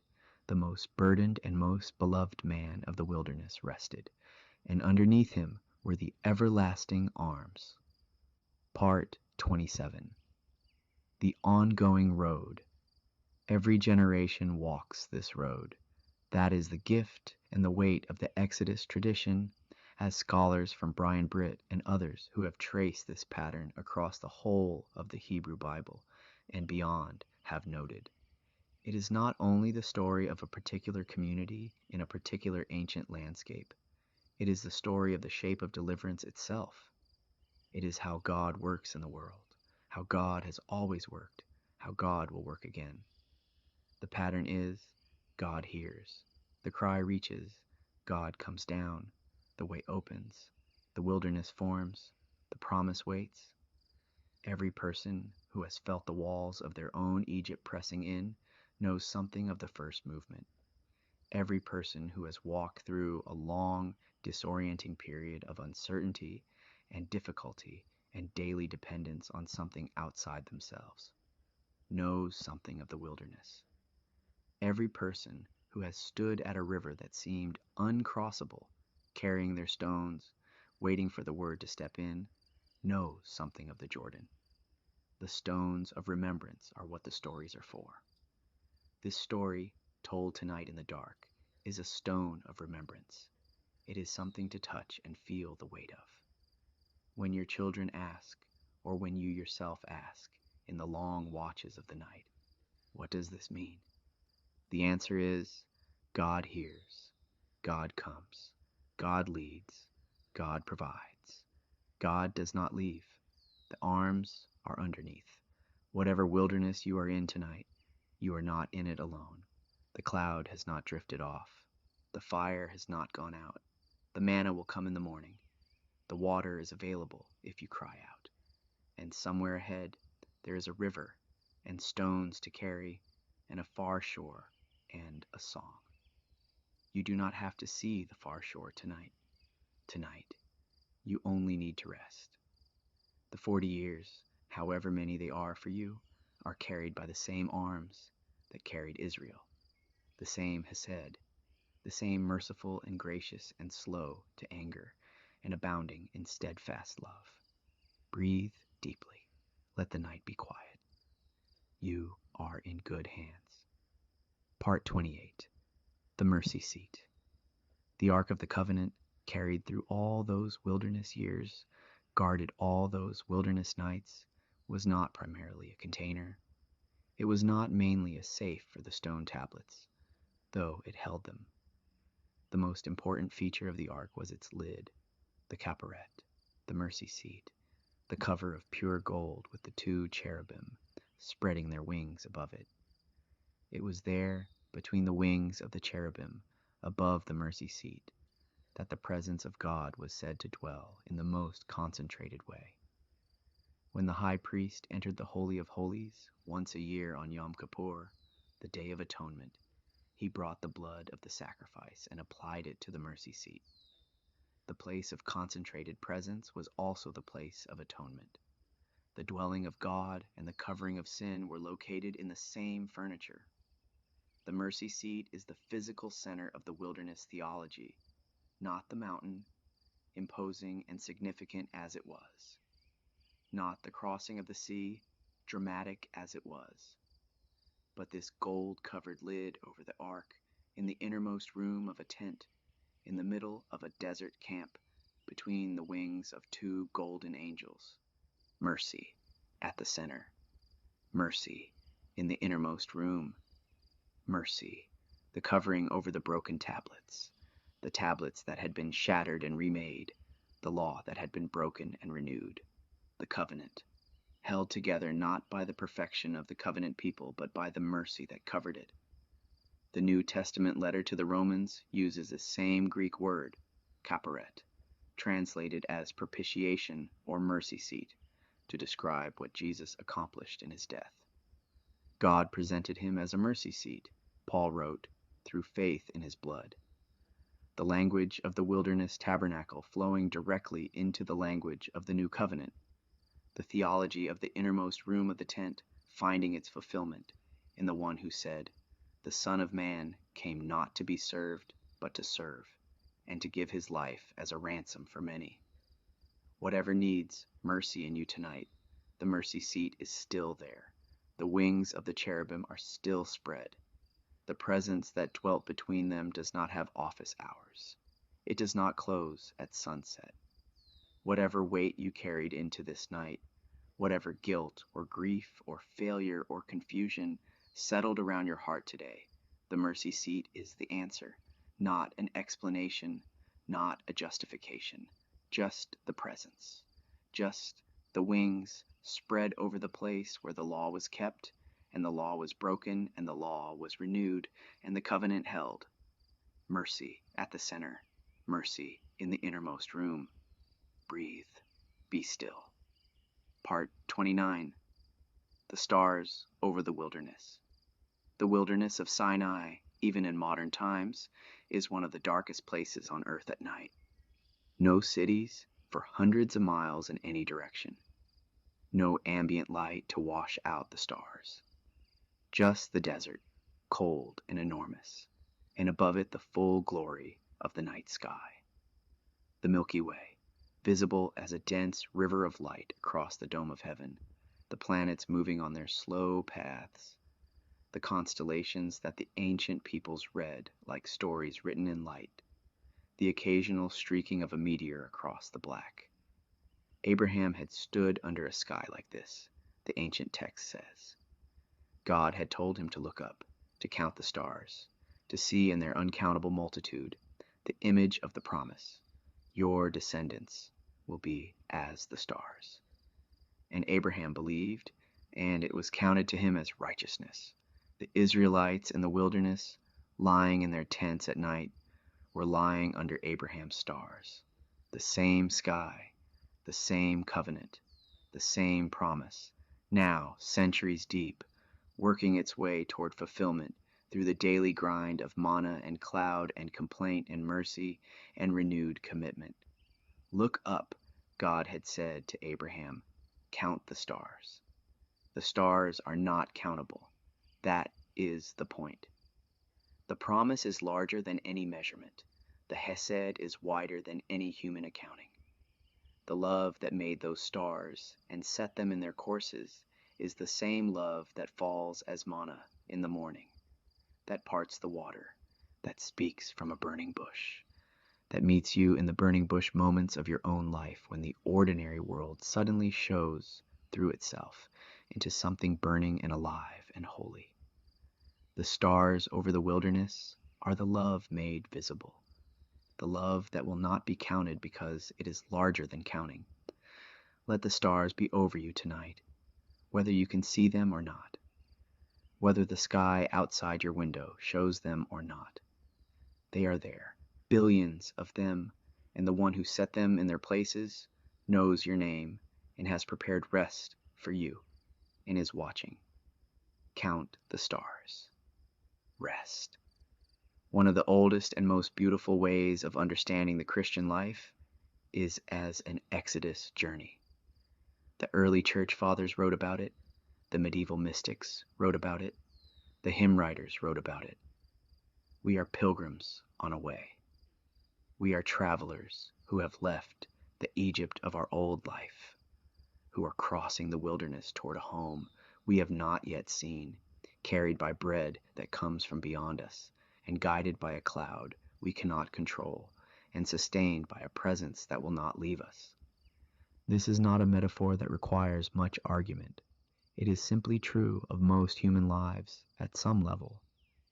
Most of us know the experience of being in a place where we cannot see the path clearly, where the provision comes one day at a time, where the only thing that makes sense of the journey is the trust that the one who led us into it will lead us out of it. Most of us know the bitter water that needed a tree. Most of us know the grasshopper vision, the moment when the obstacles seem enormous and we seem very small. And most of us, in quiet moments, have also known the manna, the unexpected, undeserved, inexplicable grace that showed up just when it was needed. The well in the dry valley, the stranger who became a friend in the wilderness season. The word that came at precisely the right moment and was clearly not from any ordinary source. The cloud that moved when it was time to move and settled when it was time to rest. The wilderness road is not only a historical record, it is a living map. And the God of the wilderness road, who is merciful and gracious and slow to anger and abounding in steadfast love, whose character was proclaimed at the cleft of the rock, who renamed himself as your healer and your provider and your banner and your peace. That God has not changed. That God is the same one who set the stars above Abraham, and the same one who sent the manna, and the same one who parted the sea, and the same one whose arms are always underneath. Always. You do not have to reach the other side tonight. You do not have to resolve the difficulties. You do not have to figure out what the cloud is doing or when it will move. Tonight, the cloud is settled. The fire burns. The manna will come in the morning. Tonight, you rest. Part 31. The final blessing. Let us receive Moses' blessing one more time, slowly, as if he were speaking it directly over you.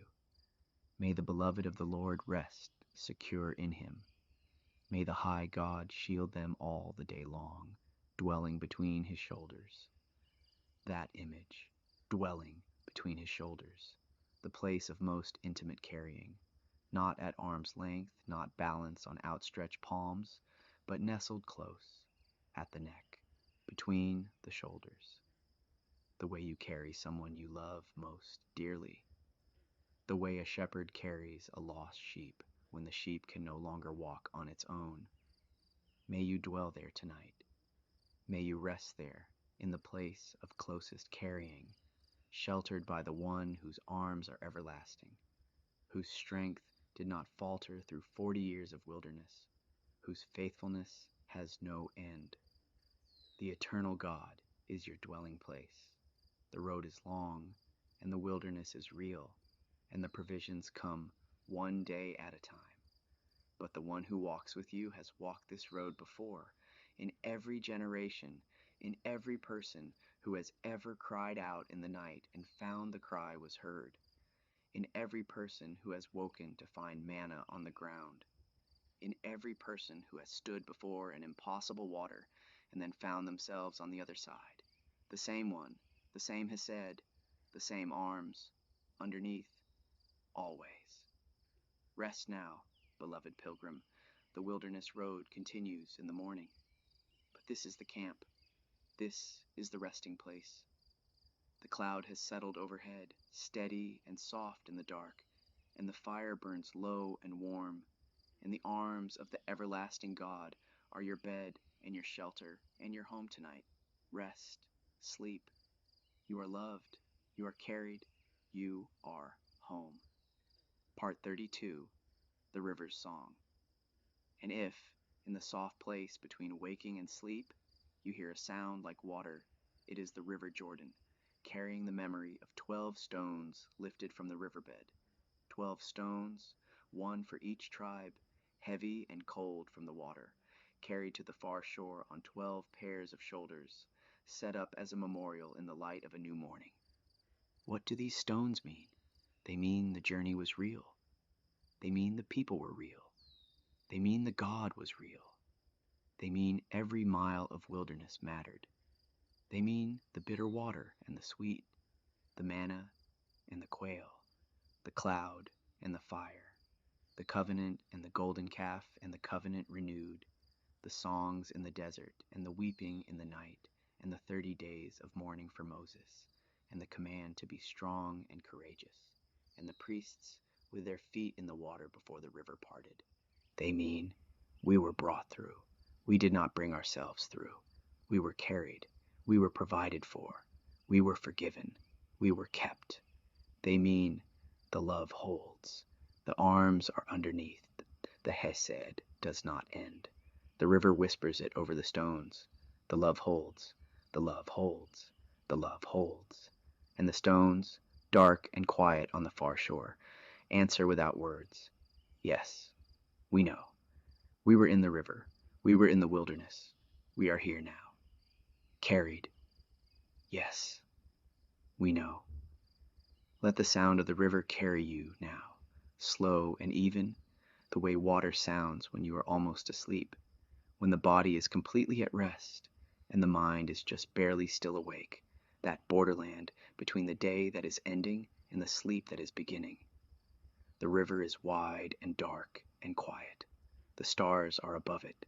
The everlasting arms are underneath it. You are in good hands.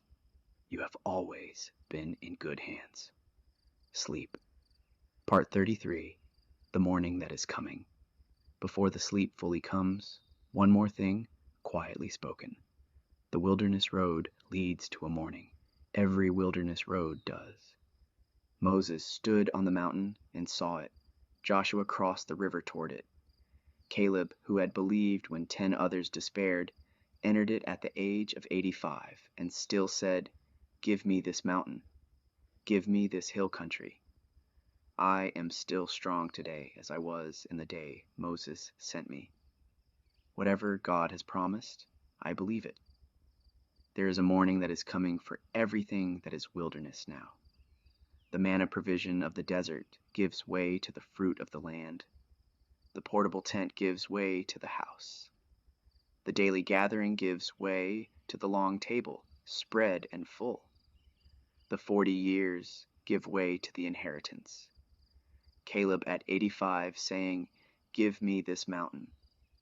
The same God who carried him through the wilderness was with him at 85, still strong, still facing hills, still believing the promise. The morning is coming. The promise has not been recalled. The hesed that never ended will carry you to it, one day at a time, one manna morning at a time. But right now, it is night. And the gift of night is rest. And the gift of rest is trust.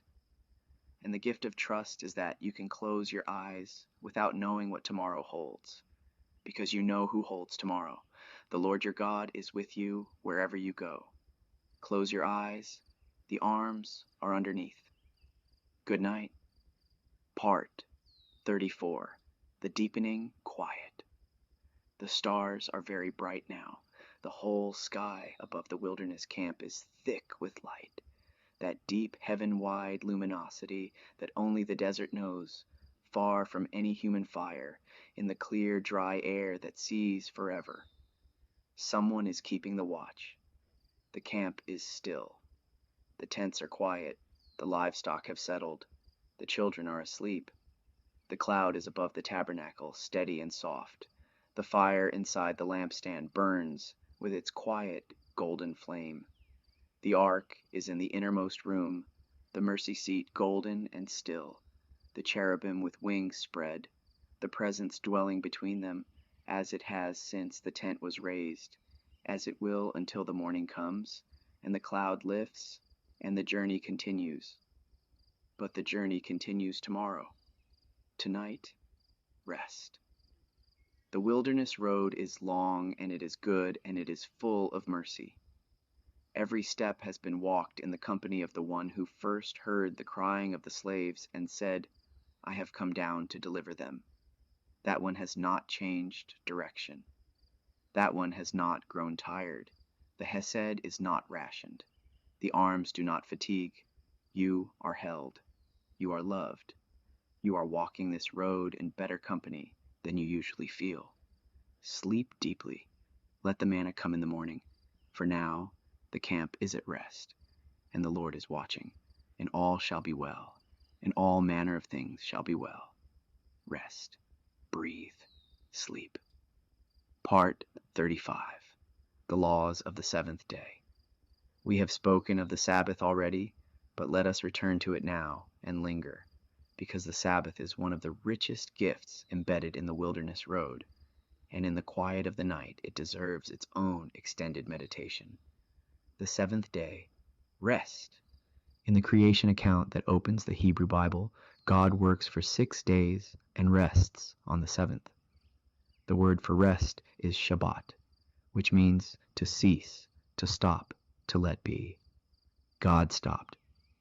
The one who flung stars into existence and separated waters from land and breathed life into dust, stopped. Not from exhaustion, not from limitation, but as a declaration that creation was finished, that it was good, that the work was complete, and that there was now something for the created world to do that was not working. There was being, there was enjoying, There was resting in the goodness of what had been made. The Sabbath was then given to Israel in the wilderness as the fourth of the 10 words of the covenant. Remember the Sabbath day to keep it holy. 6 days you shall labor and do all your work, but the 7th day is a Sabbath to the Lord your God. On it you shall not do any work, you or your son or your daughter, your male servant or your female servant, or your livestock, or the sojourner who is within your gates. Notice who is included in that protection. Not just you, but your whole household. Not just your children, but your servants, foreign workers, even your animals. The Sabbath rest was not a reward for the productive. It was a right extended to everyone under your roof. The person with the least power in your household, the one with no ability to demand time off for themselves, was protected by the Sabbath law. Your ox rests. Your donkey rests. The hired worker who has no family in the area and could not insist on a day without you simply telling them to keep working, they rest too. The Sabbath is a social justice law dressed as a religious observance. Or perhaps more precisely, it demonstrates that in the theology of the wilderness covenant, the religious and the social are not separate categories. The worship of God includes the rest of the worker. The honor of the Creator includes the honoring of the creature. The reason given for the Sabbath in the 10 Commandments is also remarkable. In the version in Exodus, the reason given is, "For in 6 days the Lord made heaven and earth, the sea and all that is in them, and rested on the 7th day. Therefore the Lord blessed the Sabbath day and made it holy." The Sabbath connects you to creation. When you rest on the 7th day, you are participating in the rhythm that was built into the fabric of the universe before there was a law and before there was an Israel. You are keeping time with God's own rest. In the version of the 10 Commandments in Deuteronomy, Moses gives a different reason, or rather, an additional reason. You shall remember that you were a slave in the land of Egypt, and the Lord your God brought you out from there with a mighty hand and an outstretched arm. Therefore the Lord your God commanded you to keep the Sabbath day. Therefore, you were enslaved. You know what it is to have no rest. You know what it is to be defined entirely by your productivity, to be seen as a body for labor rather than a soul for living. You know the bitterness of a world in which the powerful take everything and leave nothing for those who have no power. Therefore, because you know that bitterness, you will not inflict it on others. Because you were liberated from restlessness, you will extend liberation to everyone around you. The Sabbath is a practice of remembering. Every 7th day, you stop. Every 7th day, your body reenacts the liberation from Egypt. Every 7th day, you declare, by ceasing, that you are not a slave, that you are not defined by your output, that you are not subject to a Pharaoh who demands that bricks be made without straw, and that there be no rest day, that you belong to a different order of things, the order of creation, where the 7th day is blessed and made holy and given to all. In the wilderness, the manna was the enforcer of the Sabbath. You could not stockpile. You could not work ahead on the 6th day to create a buffer that would allow you to ignore the 7th day principle. The provision was given for 6 days, and then on the 7th it did not come. The only way to rest on the 7th day without going hungry was to trust that the double portion gathered on the 6th day would be sufficient. The Sabbath required trust. It required that you believe the provision was real enough and reliable enough that you could stop grasping for a day. We live in a world that is intensely uncomfortable with stopping. The screens never stop. The notifications never stop. The markets never stop, or pause only briefly before resuming. The cult of productivity, the pressure to be always optimizing and always achieving and always demonstrating value through output, is the Egypt that never entirely leaves. It is the Pharaoh in the mind that says, if you stop for a day, something terrible will happen. If you rest, you will fall behind. If you cease, you will lose. The Sabbath says, try it. Every seventh day, try ceasing. Every seventh day, let the manna from the previous day be sufficient. Every seventh day, let the world continue without your management of it. And discover, as Israel discovered in the wilderness, that the provision holds, that you do not fall behind, that the manna on the ground in the morning has not diminished because you rested, that the love that carries you does not require your constant effort to sustain it. The Sabbath is the wilderness lesson most applicable to the present moment. The manna principle is the wilderness provision most urgently needed by exhausted, overextended, achievement-defined, fear-driven people in every century, including this one. You are invited tonight into the spirit of Sabbath rest, not just this night, but the deep principle it represents. The world will continue without your oversight while you sleep. The mercy does not require your labor to remain effective. You can stop. You can cease. You can be still and see what is already being done on your behalf. The manna will be on the ground in the morning. You do not have to grind all night to make it appear. Let the Sabbath hold you now, as it held the wilderness community through 40 years, as it holds every weary pilgrim who has the courage to stop. Part 36. The Tent of Meeting. There is a detail in the wilderness narrative that is sometimes overshadowed by the more dramatic moments, but that carries great beauty. Before the tabernacle was built, before the elaborate structure with its gold and blue and scarlet was assembled in the center of the camp, there was a simpler arrangement. Moses would take a tent and pitch it outside the camp, some distance away. He called it the tent of meeting, and anyone who sought the Lord would go out to the tent of meeting. It was not the grand sanctuary. It was a tent placed at some distance from the main camp, accessible to anyone who wanted to seek God. And when Moses entered the tent, the pillar of cloud would descend and stand at its entrance, and God would speak with Moses. And all the people would see the cloud at the entrance of the tent, and all the people would rise and bow down, each at the entrance of their own tent. There is something in this scene that is worth sitting with. The tent was outside the camp, not in the center, not inside the community structure, but at a remove, a place you had to intentionally walk to, a place you had to leave the ordinary camp business to reach. And yet, all the people could see the cloud at the tent's entrance. They saw it from where they stood, each at the doorway of their own dwelling, and they bowed. They were included in the encounter not by being present in the tent, but by witnessing the cloud and responding. The encounter between Moses and God was intimate. The text says that God spoke with Moses face to face, as a man speaks with his friend. But the community was never entirely outside of it. They saw, they bowed. They were witnesses to the friendship, and in their witnessing, they participated in it at the edges, touching the outer circumference of an intimacy they could not fully enter. There is an invitation in this.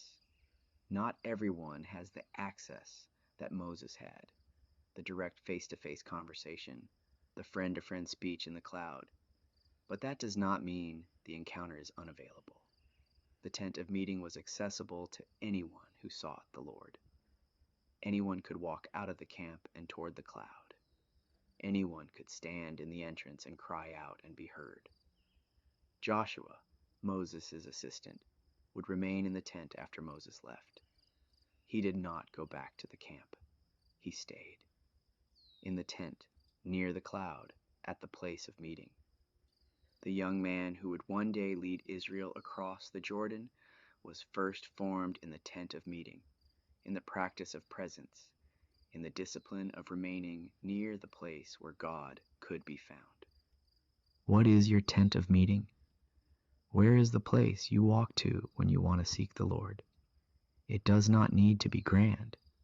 It can be a chair by a window, a quiet room before the house wakes up, a bench by a lake, a car parked in an empty lot where you can speak honestly without being overheard. The cloud descends where it is sought. The presence meets those who approach it, however simple or imperfect or tentative their approach. The tent of meeting is not the tabernacle. It is older, simpler, less elaborate. It is just a tent pitched outside the camp, and a cloud that descends to meet whoever comes. Come. Part 37. The names of the wilderness. The wilderness through which Israel traveled was not a featureless blank. It had names, many of them, and the names carry the stories of what happened there. Bir Lahai Roi, the well of the living one who sees me, the place where Hagar met the God who noticed her, who found her sitting by a spring of water in the wilderness after she had fled from Sarah's household. Before Israel ever crossed the sea, there was a woman alone in a desert, and God saw her there. The name she gave to that well remembers it forever. El Roi, she said, you are the God who sees. Have I actually seen God and remained alive after seeing him? The living one who sees me. That name belongs to the wilderness road too, even before the formal Exodus story begins. The wilderness has always been a place where the overlooked discover that they are seen. Mara, meaning bitter. The water that could not be drunk until the tree was thrown in. The place where bitterness can become sweet, not by denying that it was bitter, but by introducing something new, something that changes what was there. The healing of bitterness is not pretending the bitterness was never real. It is receiving what transforms it. Elim, meaning large trees or palms. The oasis with 12 springs and 70 palms. The rest after the bitter water. The provision that is not merely sufficient but lavish. 12 springs. Not one, 70 palms.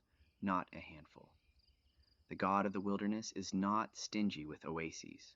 When rest is given, it is given well. The wilderness of Sin, the wilderness of Sinai, the wilderness of Paran, the wilderness of Zin, large regions of sand and rock and dry valley and mountain, each with its character and its memory. Israel walked through all of them. Their feet touched all that ground. Their children were born in some of those wildernesses. Some of their elders died in them. The wilderness became home in a way, the only home that generation ever fully knew. Massa and Meribah, testing and quarreling. The places where the people tested God, asking, is God among us or not? These names were remembered because the question was important.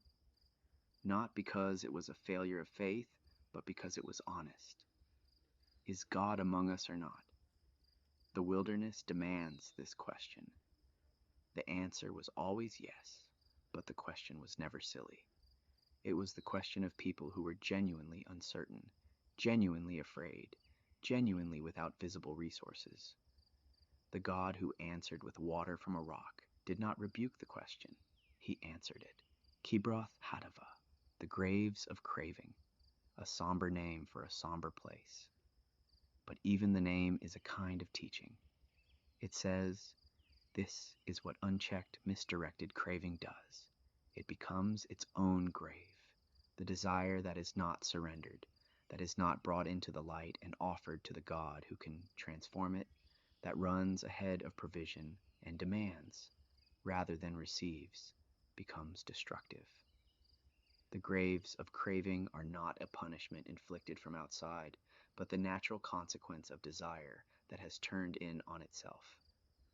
Hazeroth, meaning settlements or enclosures, where Miriam and Aaron challenged Moses, where the conflict happened within the closest circle of leadership, where God responded with a clarity that must have felt terrifying.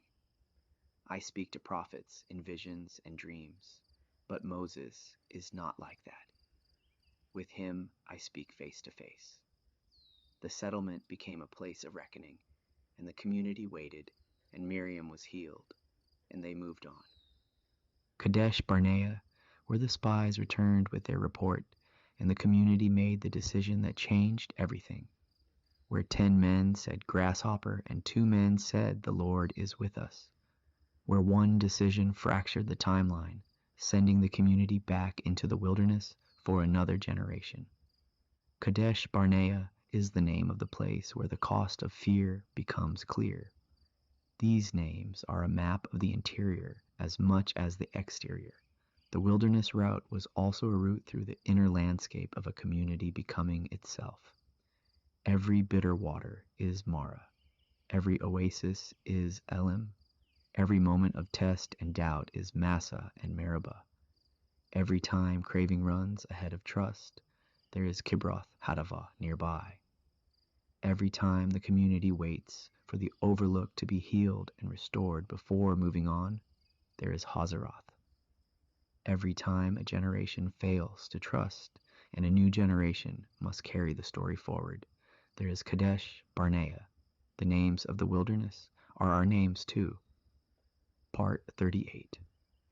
The Garments of the High Priest. There is one more piece of the tabernacle world that deserves slow attention tonight because it is so full of beauty and meaning, the garments of the high priest. God gave detailed instructions for the clothing that Aaron would wear when he served in the tabernacle. The purpose of the garments is stated at the outset, for glory and for beauty. Not merely functional, not merely distinguishing, for glory and for beauty. The one who stood in the presence of God on behalf of the people was to be clothed in a way that reflected the significance of the act. The high priest wore an ephod of gold and blue and purple and scarlet and fine linen woven together. On the shoulders of the ephod were 2 onyx stones set in gold settings, engraved with the names of the 12 tribes of Israel, 6 on each stone, so that Aaron would bear their names on his 2 shoulders before the Lord as a reminder. The high priest wore the names of the people on his body. He carried them into the presence of God. On his chest, the priest wore a breastpiece of judgment, a folded piece of the same fabric, set with 12 precious stones in 4 rows, each stone engraved with the name of one of the 12 tribes. The stones were of different kinds: ruby and topaz and emerald, turquoise and sapphire and diamond, jacinth and agate and amethyst, beryl and onyx and jasper. 12 tribes, 12 stones, 12 different colors and textures and qualities of light, no 2 alike, each one distinct, each one named. So Aaron shall bear the names of the sons of Israel in the breastpiece of judgment on his heart when he goes into the holy place, to bring them to continual remembrance before the Lord. He shall bear them on his heart, the names of the people on the priest's heart before God. Whatever the people were doing outside the tabernacle, whatever they were struggling with or neglecting or getting right or getting wrong, their names were on the high priest's heart, carried into the innermost room, present in the place of concentrated divine presence. You are not forgotten in the approach to God.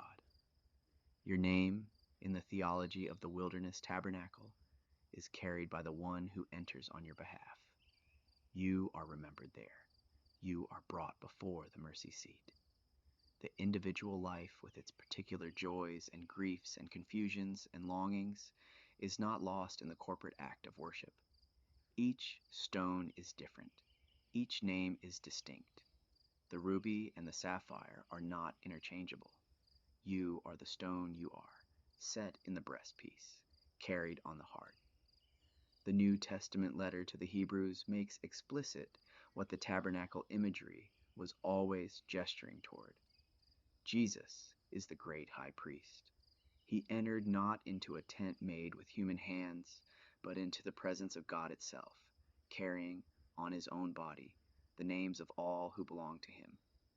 He lives always to make intercession for them, the letter says. He is always at the mercy seat. He always bears the names. The breastpiece is always before the throne. Your name is on the breastpiece tonight. It has always been on the breastpiece. You are carried on the heart of the one who goes before. Rest in that. Part 39. The Quiet of the Desert Night.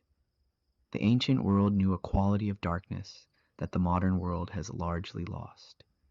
Out in the wilderness of Sinai, far from any city, far from any fire larger than a cooking flame, the night was complete. The eyes adapted, eventually, and the starlight became a gentle, diffuse luminosity, enough to see outlines and shapes. But it was dark, truly dark. In that darkness, every sound was amplified. The footstep of the night watch, the movement of livestock, a baby murmuring in a tent, the sound of wind across the sand, a soft and constant voice that the desert makes to itself all night. Sometimes in the distance, the cry of some nocturnal creature, quick and then absorbed by the silence. The tabernacle stood at the center of all of it, its lamps burning within, visible as a warm glow through the fine linen curtains.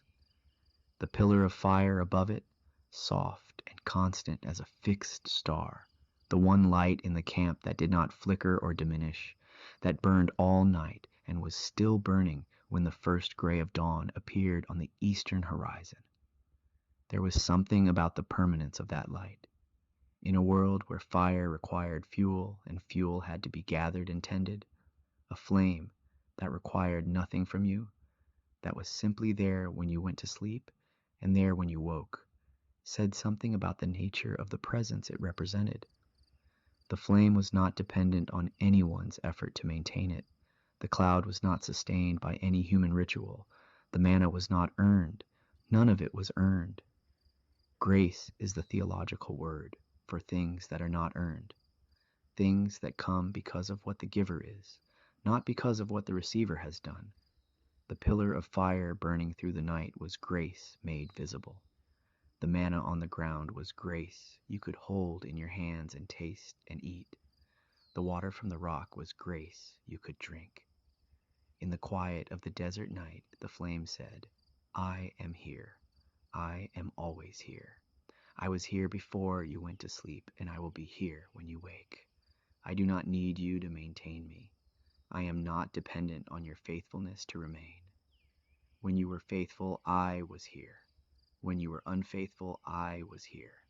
When you were grumbling and when you were dancing, I was here. I have always been here. I will always be here.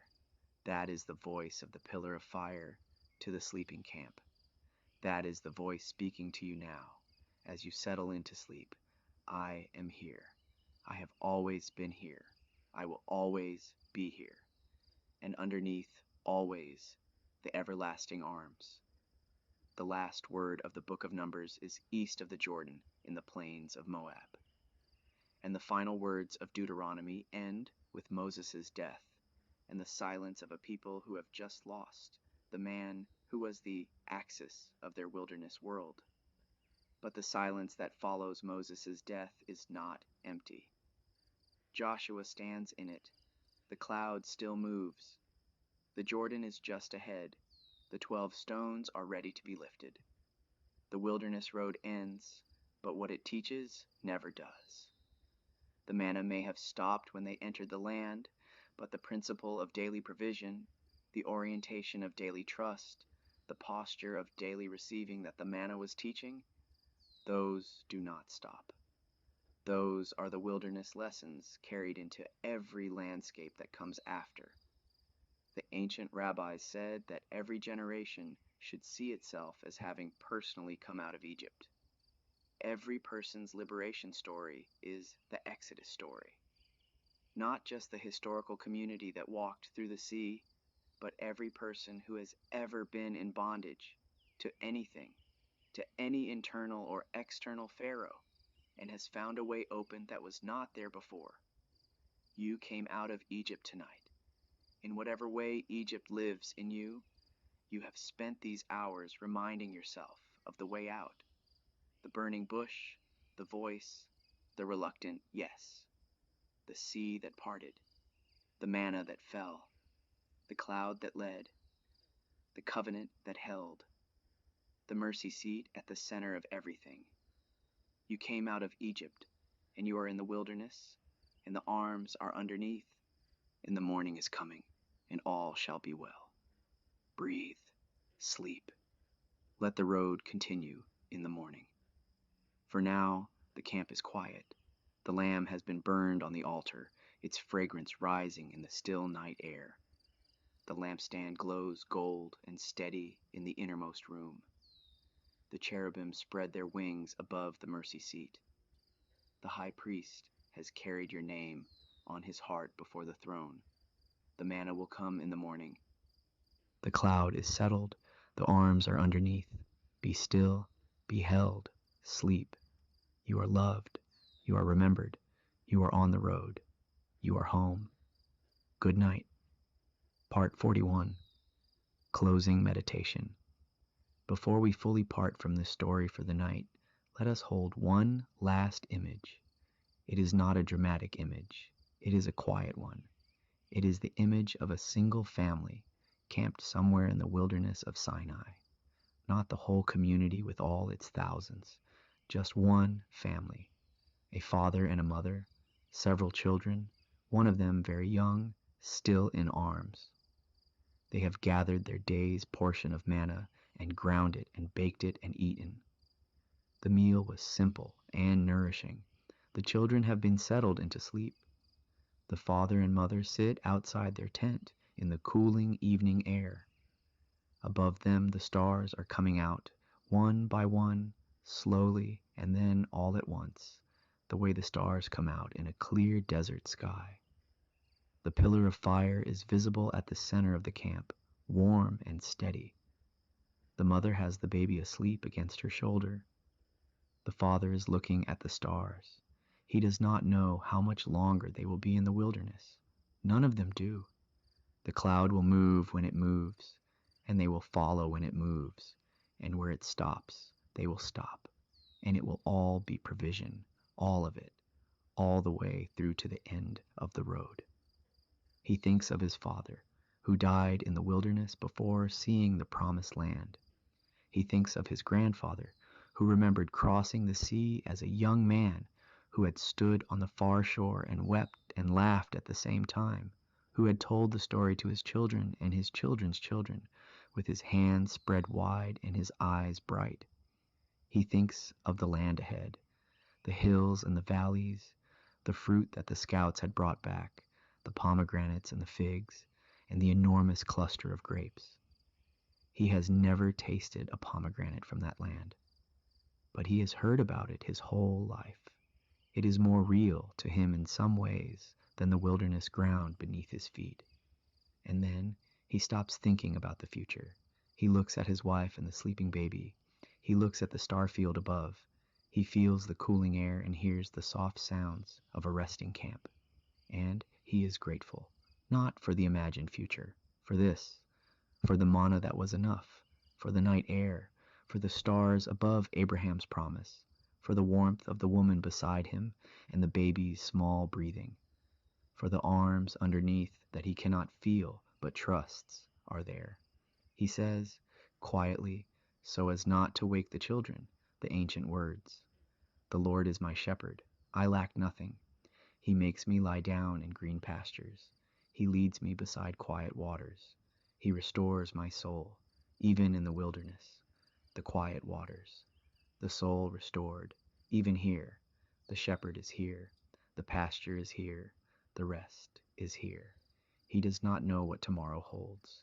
He knows who holds tomorrow. He leans back on his mat and looks up at the stars, and slowly, gently, his eyes close. The stars burn on. The cloud stands over the camp. The arms hold everything underneath. And there is rest. And there is peace. And there is love. And there is nothing in all the wilderness and all the world and all the night that can separate you from that love. Not the bitter water, not the grasshopper vision, not the golden calf. not the long years, not the death of the leaders you most depended on, not the rivers that seemed too wide to cross. Nothing, because the love is not contingent on the terrain. It is not better when the road is smooth and worse when the road is hard. It is the same love, always, abounding in steadfast faithfulness, merciful and gracious, slow to anger, keeping covenant to 1,000 generations. That is the love that met you tonight. That is the love that walks with you tomorrow. That is the love in which you sleep. Good night. Sleep well, beloved pilgrim. The wilderness road is real, and it is good, and you are carried on it every step, every morning, every night. The Lord your God is with you, wherever you go.